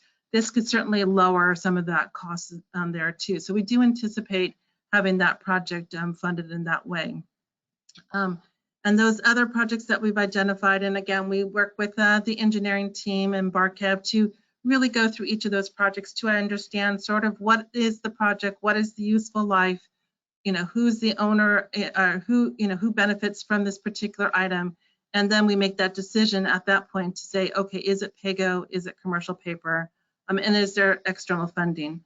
So in that external funding, the ones that Barkev described, which is the monies for the PV lateral, that is numbers that are reflected in that particular line item. And then we tried to share with you what looks like for the next 4 years, so that again, what I shared at the very beginning of this presentation, the budget is not about the 1 year, it's about the multiple years, because it's, again, these costs that will have an impact to us as we look to see, do we have enough designated funds coming in to pay for some of those projects? Or if we don't, then do we need to go use our commercial paper or debt to be able to do that? And if so, how will that impact us from a debt service perspective? And so you can see here about $80 million worth of projects here. So all told, these budgets here of these projects that we've identified over this 5-year period of time is about $195 million of projects. And as the board makes decision as it relates to the items that came out of the updated Recycle Water Master Plan, certainly that will change sort of the dynamic in this 5-year. But again, what we've done is sort of what is known today and what is moving forward on those projects. So $195 million for our capital projects.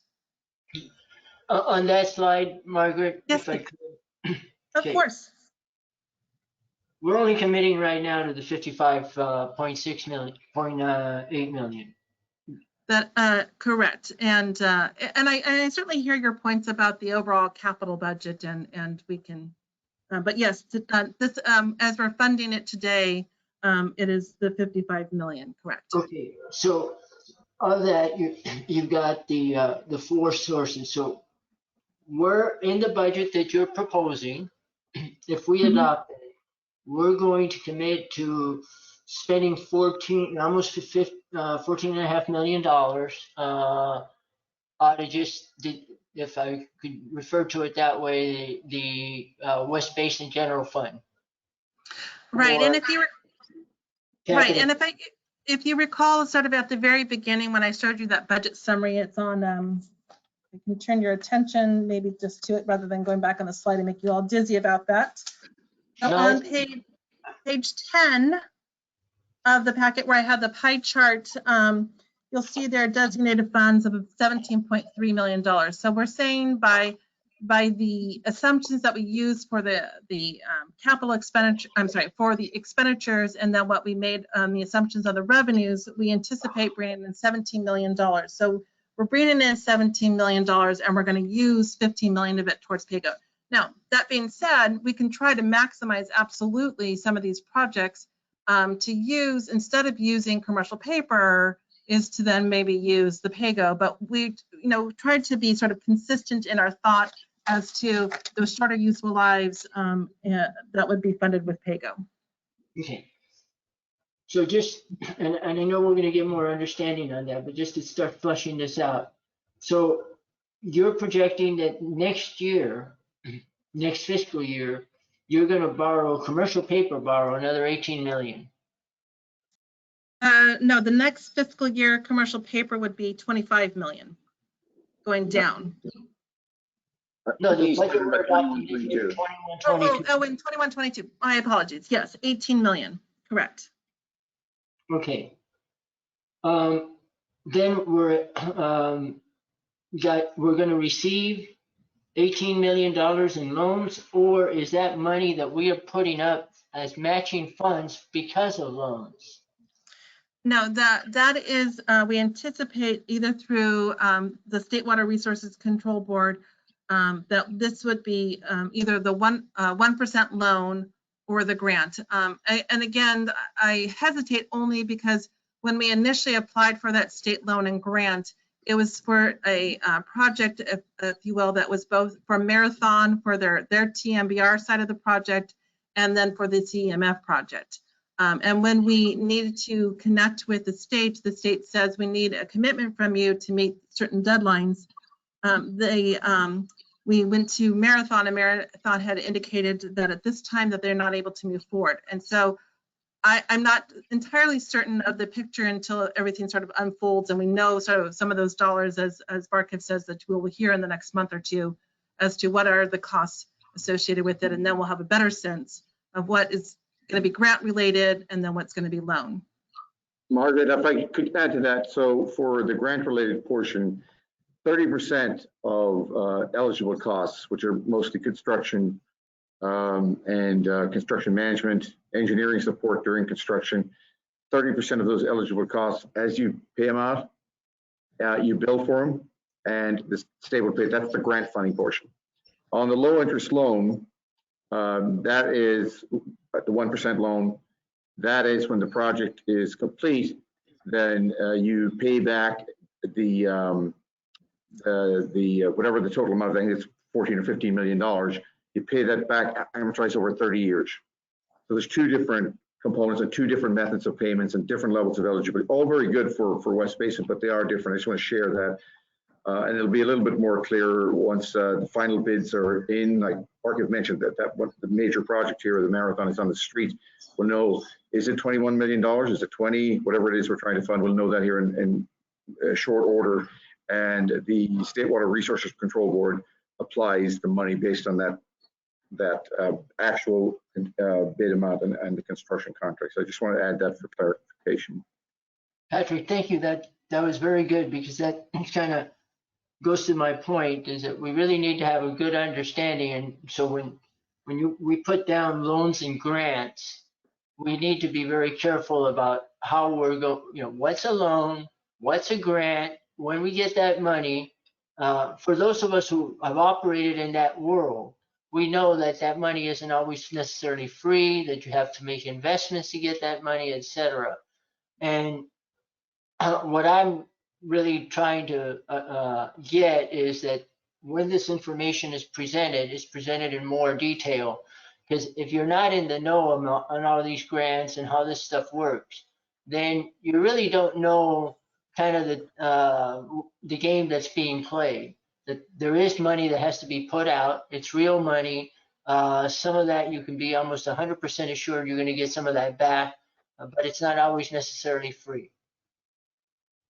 Yeah, I thank you. That's the message, I think, loud and clear here, is the level of detail, line item detail across the board, plus some of your other comments on the capital one. We will certainly adjust to that. And the one other thing, Director Alvarez, that when you say, if you're voting on this budget, like let's say it was today, you're talking about for fiscal year 21-22, $55 million. That's correct for fiscal year 21-22, the estimated budget. So that hopefully that would cover all the costs. But some of those projects, to your point, will straddle multiple years, which if we go to this new format that you're talking about, you would know that how much is going to go into 22-23, and you'd have the complete picture, which I actually think is a good idea, by the way. So, but for the 55 million, that will carry these projects that are either in progress right now, like cathodic protection, for example, about to start, like Marathon or PV lateral, that it carries them all for 21-22. there will be other monies as part of that $47 million in the following year budget. So it's 55 million, get you through 21-22. Okay. As we go forward, though, when we see the next iteration of this budget, I would request that you come back with kind of the point I made earlier, that, and I'm glad that you agreed, it's a good point, that we look at and say, no, this is what you're making a commitment to do, so that everybody understands how much money is truly being spent. Yeah, no, understood. Now, and that's our intent. We'll bring that, all of the requests for, Margaret, you could say goodbye to the next few weekends, but we'll get all of that level of detail. We have it, we'll just package it. I may have to readjust the workshop schedule to get it all done, but we will get it, bring it all back to the board, so you're fully, you need all the information to make an informed decision, because it's a very big money commitment. There is a lot of grant and loan offsets, but it is complicated. And I think a lot of people see the grant and then they don't understand that really a lot more of that is loan than grant. Even though 1% is very favorable interest rate, it's still money that's going out the door that has to be paid. Correct. Yeah, and this is Director Houston real quick. I would just piggyback off of that, it is complicated. And of course, what we get basically, slides that you can't get into the weeds and break it out. And I know later when this is all approved, typically you publish this, book-like budget, but right now all we got to look at is slides. So I think it's extremely helpful that we understand some breakouts of these. And looking at this, we can obviously see we plan to finance a lot of the projects going forward. And I think the board has to really understand what that exactly means. And then lastly, on the slide before this, it mentions the debt financing for capital assets. And I think it's also good to remember, at least from my perspective, is, when you're looking at the commercial paper, it is for, long-term debt and on specific projects, but not for studies and things that are possibilities, but we don't know if they'll come to fruition, because you wouldn't want to fund any studies on loans. So just something to say for now. I would like not to see that happen. So thank you. Yes, of course. All right, so based off of this information that we see here in this 5-year horizon, wanted just to kind of go into another big category for us on our expenditures, which is our debt service. And if I turn your attention now to page 50, this is to give you sort of a look at what our debt structure looks like today, our debt portfolio. And so we've broken out by our individual bond series. And I will let you know that as we've talked to you in the previous months, that we are looking to do a financing transaction in a few months. In particular, we have an opportunity to refund our 2011 A's and B's. So those are in the blue and the red.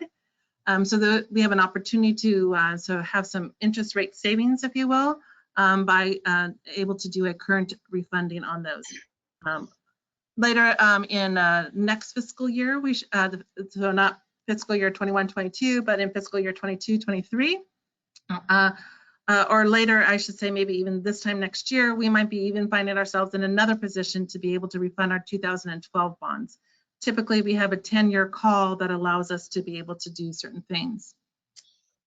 So, as I mentioned, we are looking to go out and seek for a financing transaction, again, to refund our 11 A's and B's. And this allows us to reduce those funding and see some uniform savings through 2023 and 2029.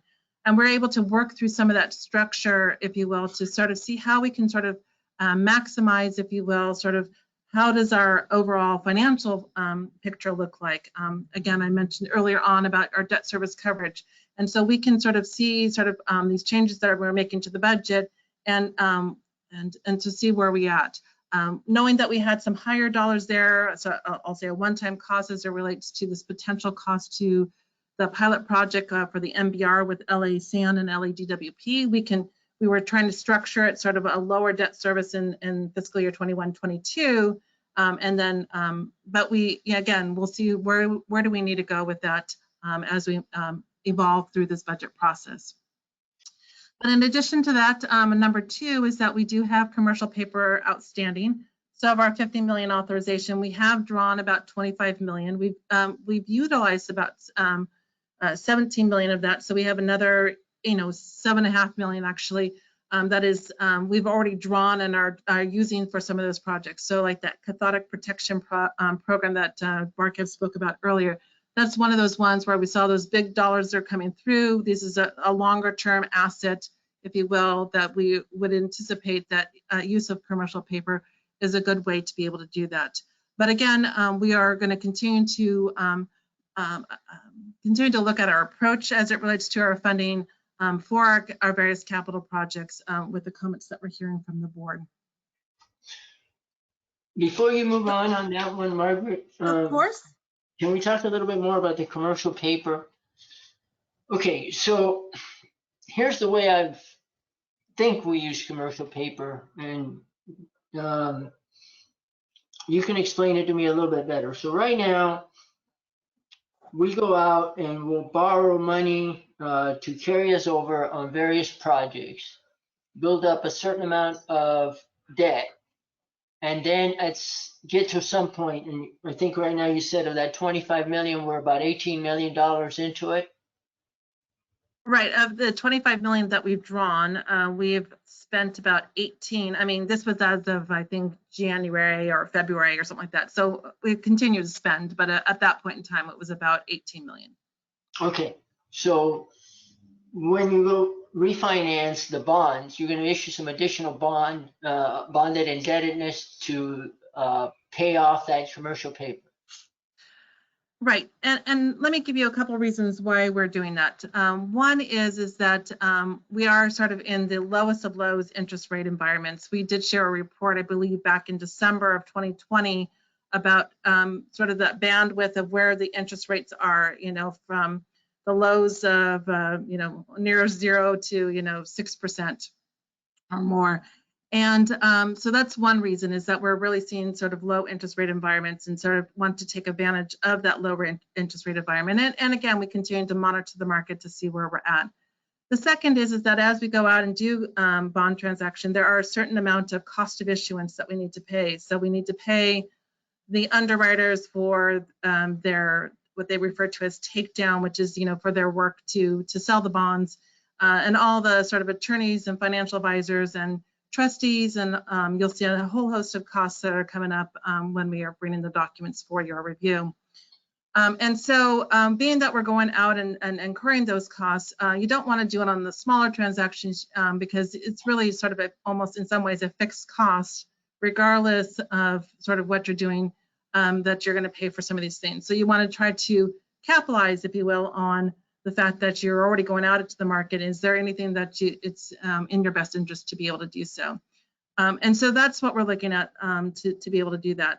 So that's why we're sort of coupling, if you will, this refinancing of our existing debt, along with taking out our commercial paper and fixing it out. We know, as you saw in that 5-year, that we are going to have or anticipate to have higher needs of our commercial paper, and we want to create that space on our commercial paper line. So we can draw it just like you would, have your line of credit at home. You would just draw it as you need it. And so we wanted to create that space for those future projects. Okay. So we do basically use a line of credit, and then up to a point, we will go ahead and convert that line of credit to a long-term debt. Essentially, yes. Okay. So jumping then to your next chart, where I made you go back. Sure. This next one? Going to the next thing. So we're looking at increasing our debt for at least the next 10 years, 8 years.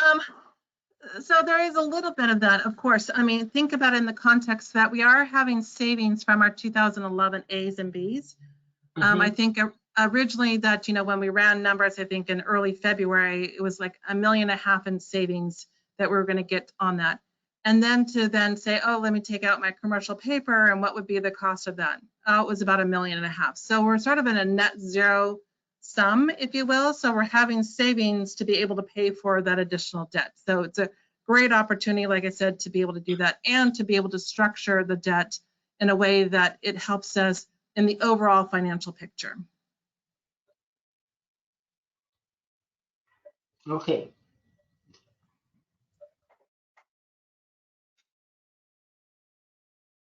All right, go ahead. Okay. So this, like I said, so the refinancing is basically that we anticipate in a few months that I guess I'll call it teal or blue. That is what we anticipate doing that. And again, we're trying to do that over this 20-year horizon.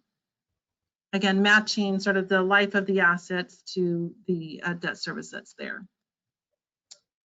All right, so this takes us to our final section, and this is sort of taking all of the information that you have and just sort of saying, what does the next 5 years look like? And wanted just to share a few of our assumptions in that particular area. So first to our water sales. As you know, water sales is a big portion of sort of our overall pie chart. And as I mentioned to you that we are looking at, especially with this work that we're doing with the Urban Water Management Plan and understanding the impact of those that are having the increase of groundwater use, and we had got some feedback that we should be starting to consider some of the movement, if you will, from potable retail to sort of a groundwater use. And we know that some of our customers are working on getting their wells up to be able to do so. And so we made some assumptions that our sales will start to decline, 1,000 acre feet per year over this next 5 years. Where it will go after that is yet to be determined. And of course, we will reevaluate this each and every year as we are presenting the budget. Also, that I mentioned to you earlier on that the West Coast barrier, that we're anticipating lower sales in the West Coast barrier this year because of their well rehab. And so we expect overall that the injection into the barrier, West Coast barrier, is going to be less.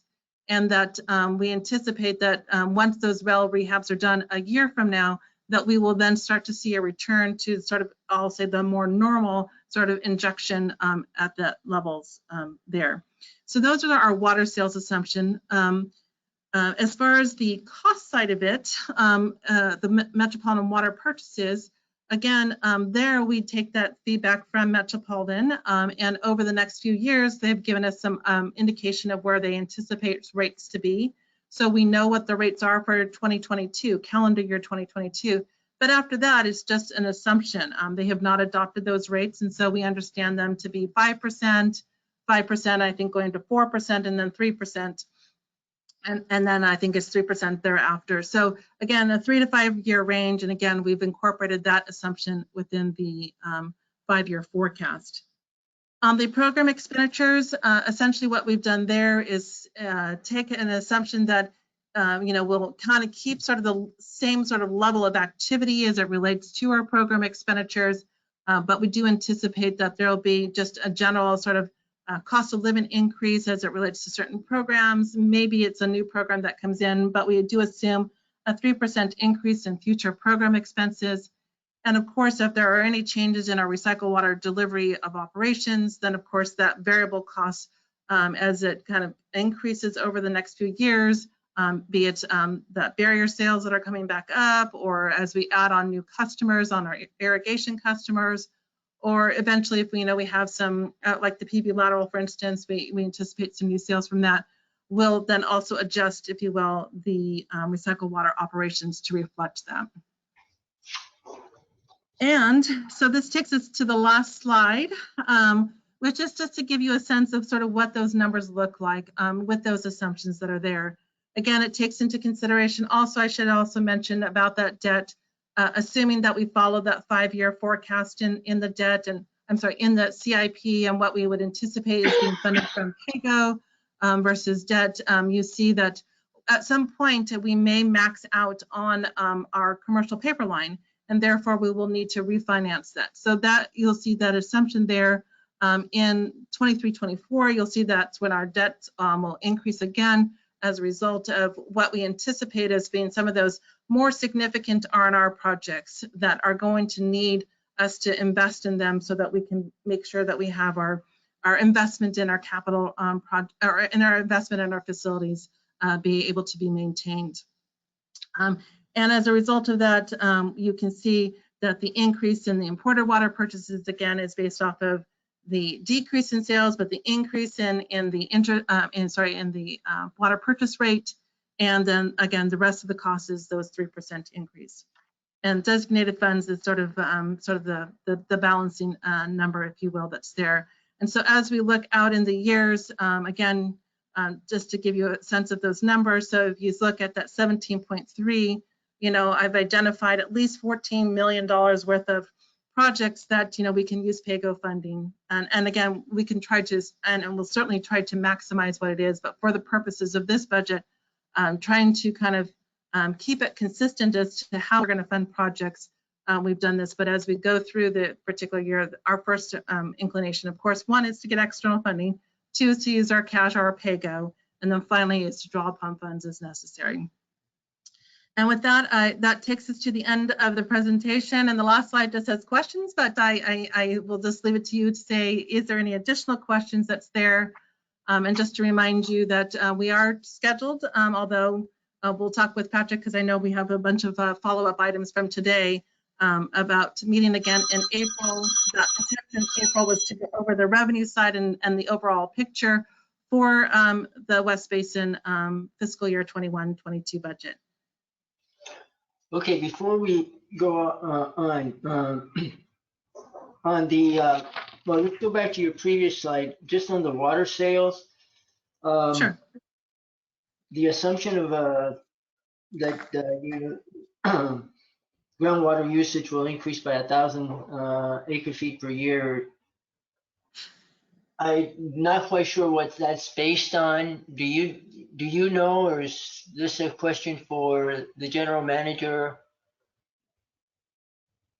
I will say that I did have a conversation with our manager who was working through the urban water management plan, and in their conversations with the individual customers, they've identified the increased potable use. I don't know if EJ is still on the call here that he can help sort of address those questions there.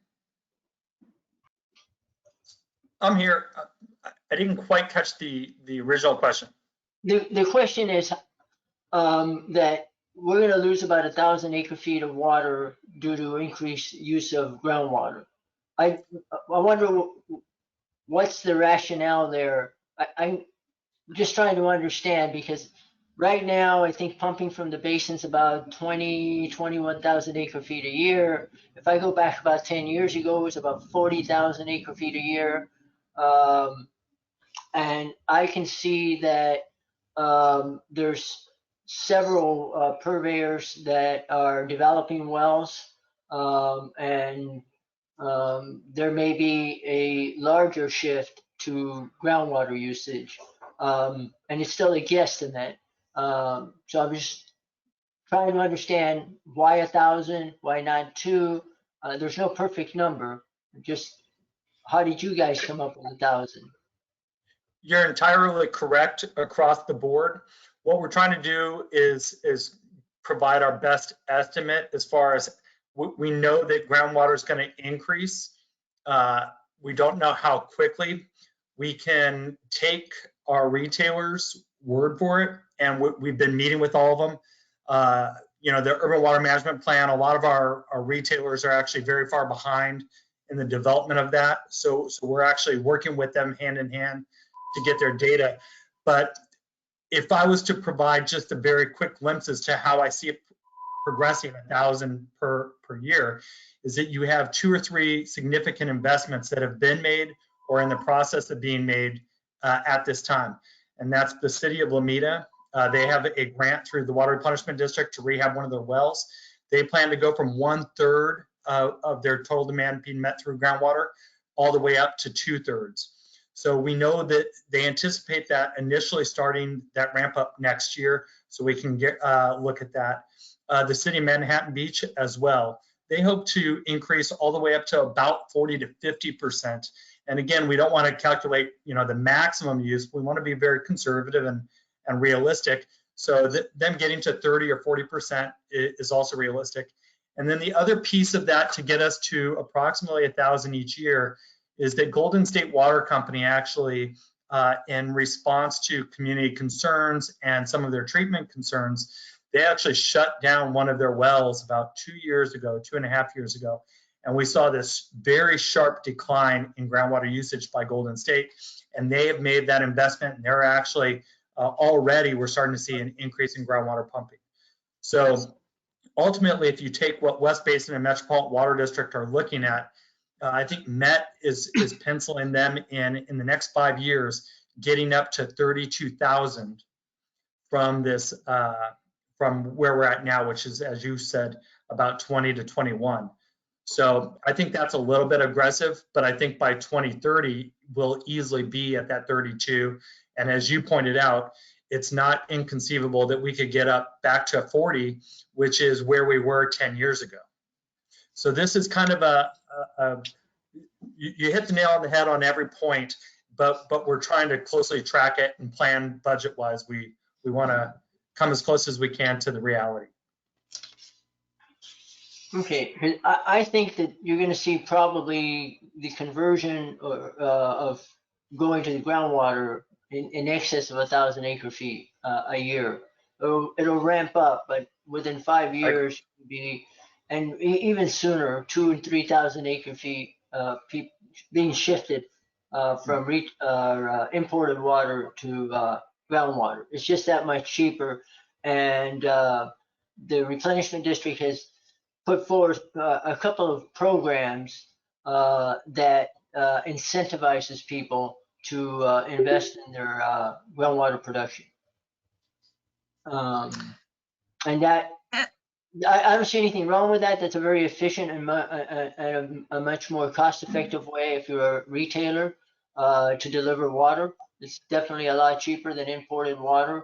But all the more reason for us to be looking at both the indirect and direct portable reuse and the bigger picture of where we're headed.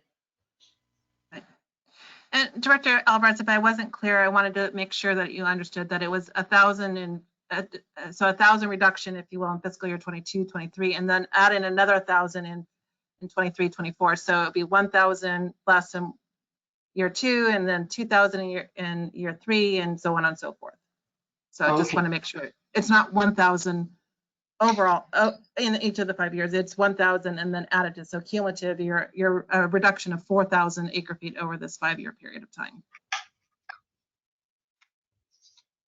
Okay, I understood it the other way around. So.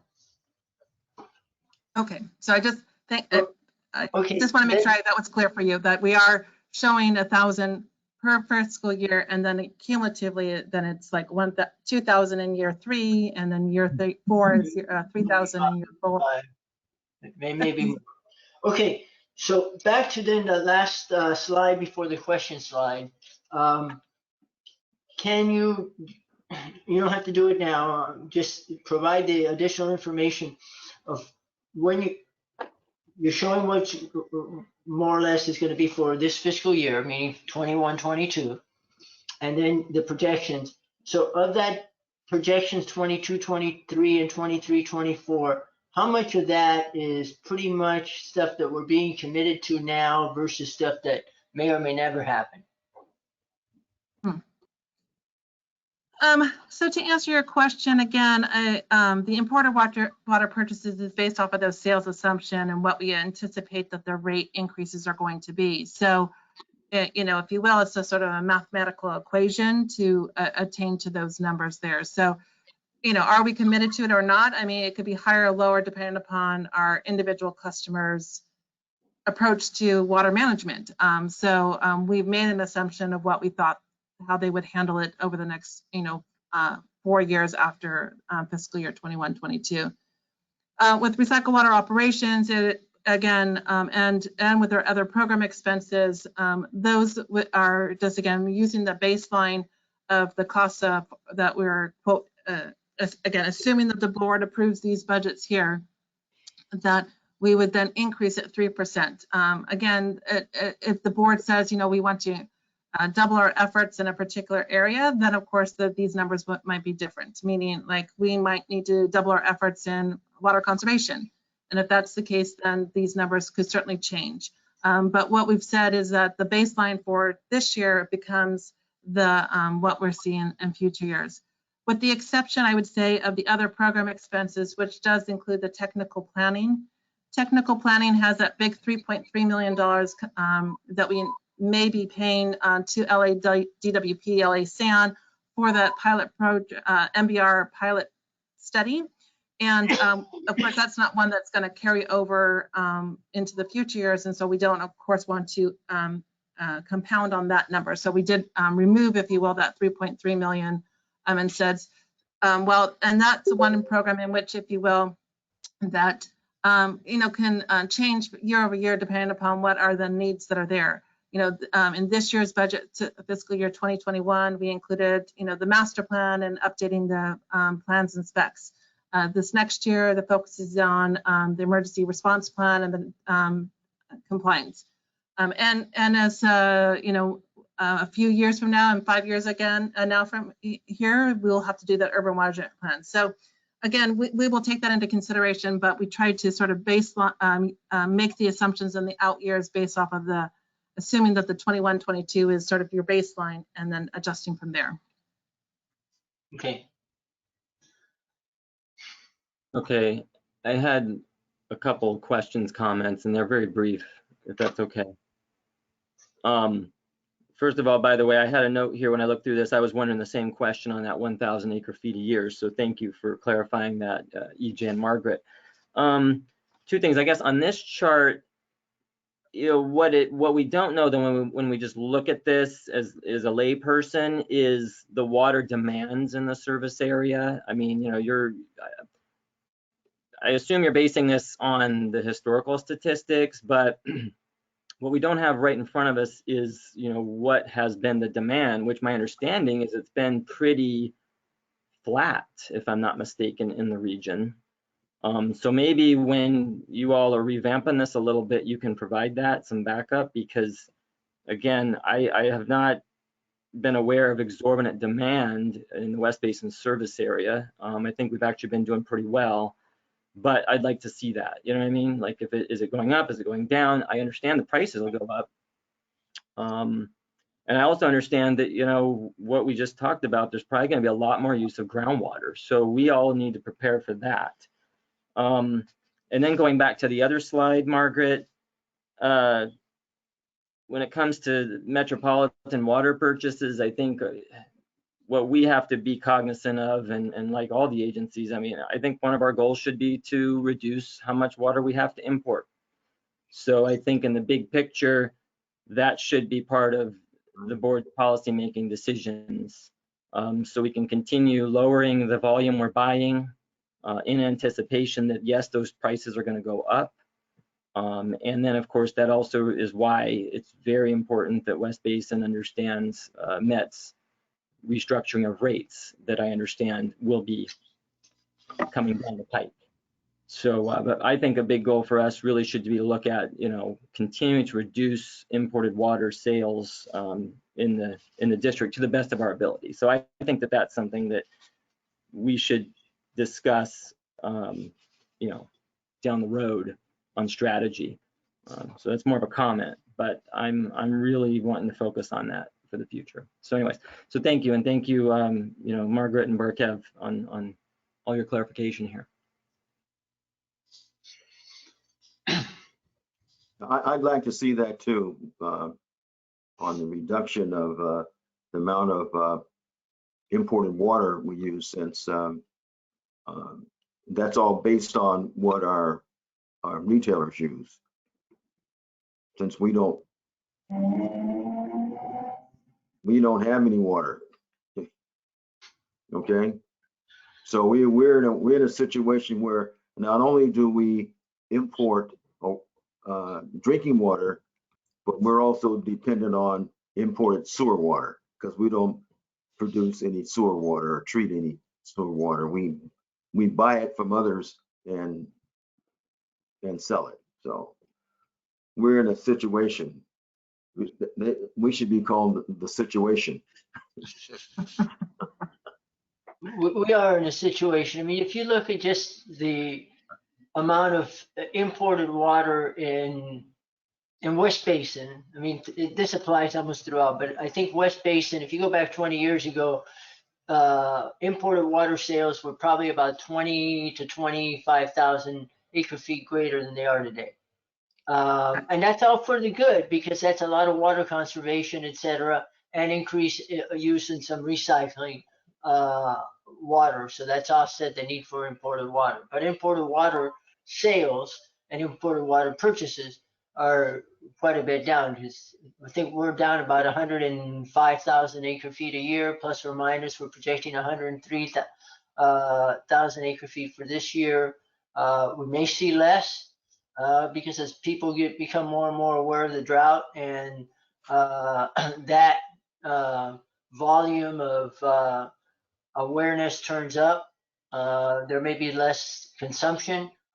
From a water stewardship point of view, that's all good. But from a water sales point of view, that's revenues that you're not going to see. But long term, where this water sales will stabilize, I'm not quite sure. But I bet it'll be under 100,000 acre feet.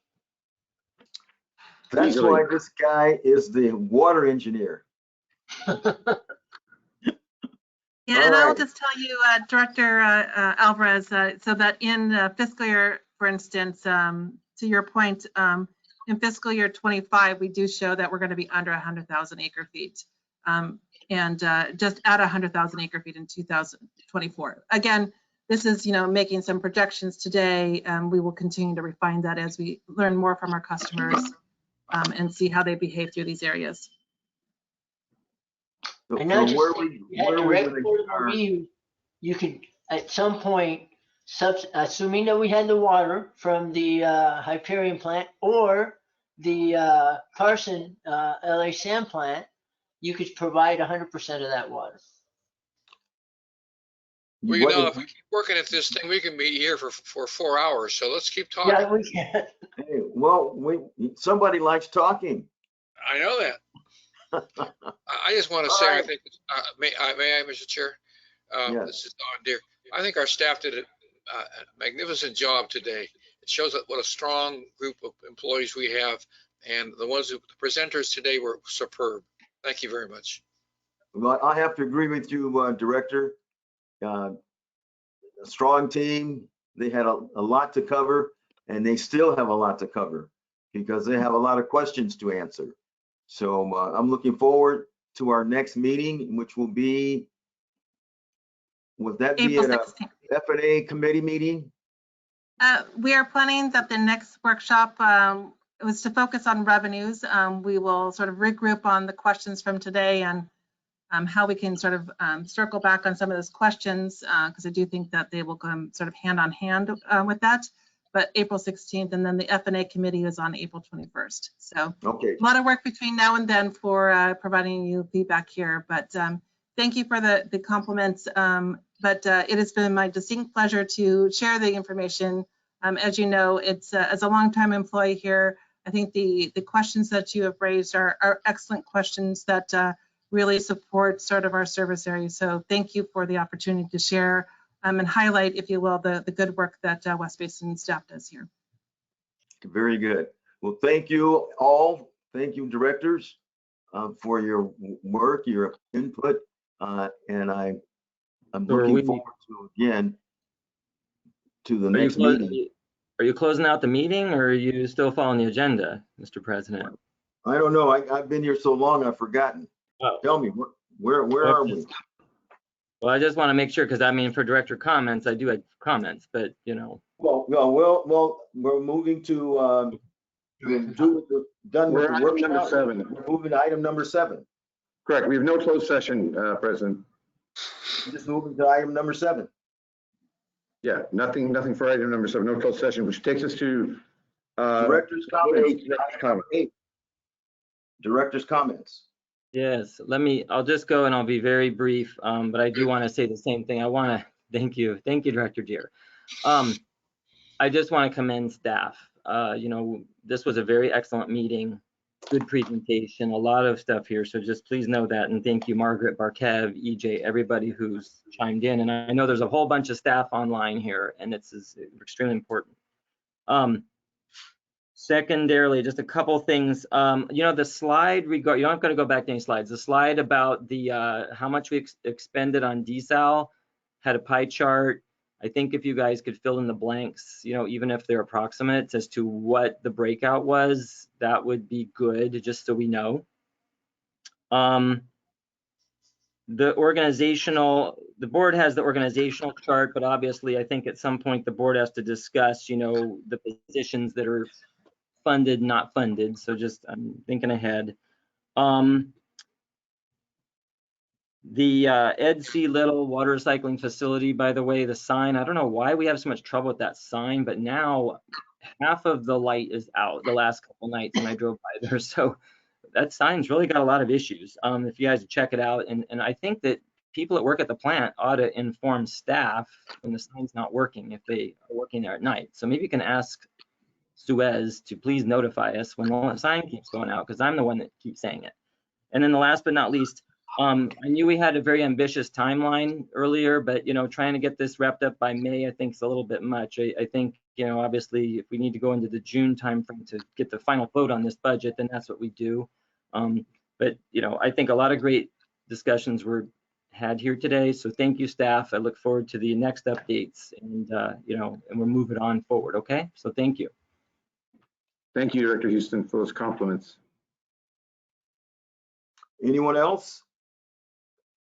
If no one else has a comment, President Williams, I have a couple more. Not that I want to keep talking all night, but But you do. I think it may be worthwhile to schedule another workshop. I think there's a lot of questions that have been raised. I know you're going to be providing a lot of that follow-up information, and it is extensive, so I appreciate all the time and effort that not only has staff put in so far, but will be putting into the budget in order to flush out a lot of the questions that were raised. But I think that that will probably require some additional discussions, and it may be worthwhile to have another workshop. I'll leave that up to the general manager, but that's just a suggestion. There's just an awful lot to cover, and this was, although this is workshop number 2, this is the first time we saw any numbers. So this is the first time we're starting to get our understanding of really what the budget is going to be looking like. And there's just an awful lot of information there. Otherwise, there was a lot of great information presented, raised a lot of questions, but that was a lot of work by the staff, so thank you. Very good. I agree that there should be another workshop before we go to workshop number 3. So if we can fit that in there. Yeah, if I may, Director Williams. So currently the schedule was for the next workshop to cover the revenues. I would suggest that while we're working on responses to the many great inquiries we had today and requests for additional information, that we have the one on the 16th, but we add a third one after we've looked at both expenses and revenues. So you look at them together, and you won't have to keep going back and forth. So that would be something I'll work with staff somewhere between the 16th and the 16th and before we have the customer agency workshop. And we'll take whatever many meetings and workshops to get it done and to answer all of the questions. But I don't want to commit to a date right now, but I think that's the best way to do it, is to have a workshop that combines both the revenue and a expense discussion, and with all of the questions answered in one place, so you have a more complete picture of what the actual rate impact and financial impact will be at that point. But I'll take care of that as well as the many other requests. And thank you so much, everybody, for the compliments, directors particularly, on the great questions. Thank you, Director Williams. Right. Sorry. Just pick a good day. Okay. Okay, We'll be All working on the weekends, but we'll pick a good day for the board for sure. all right, very good. Any more comments? Thank you very much. Great This meeting. meeting Great is meeting. adjourned. Thank you.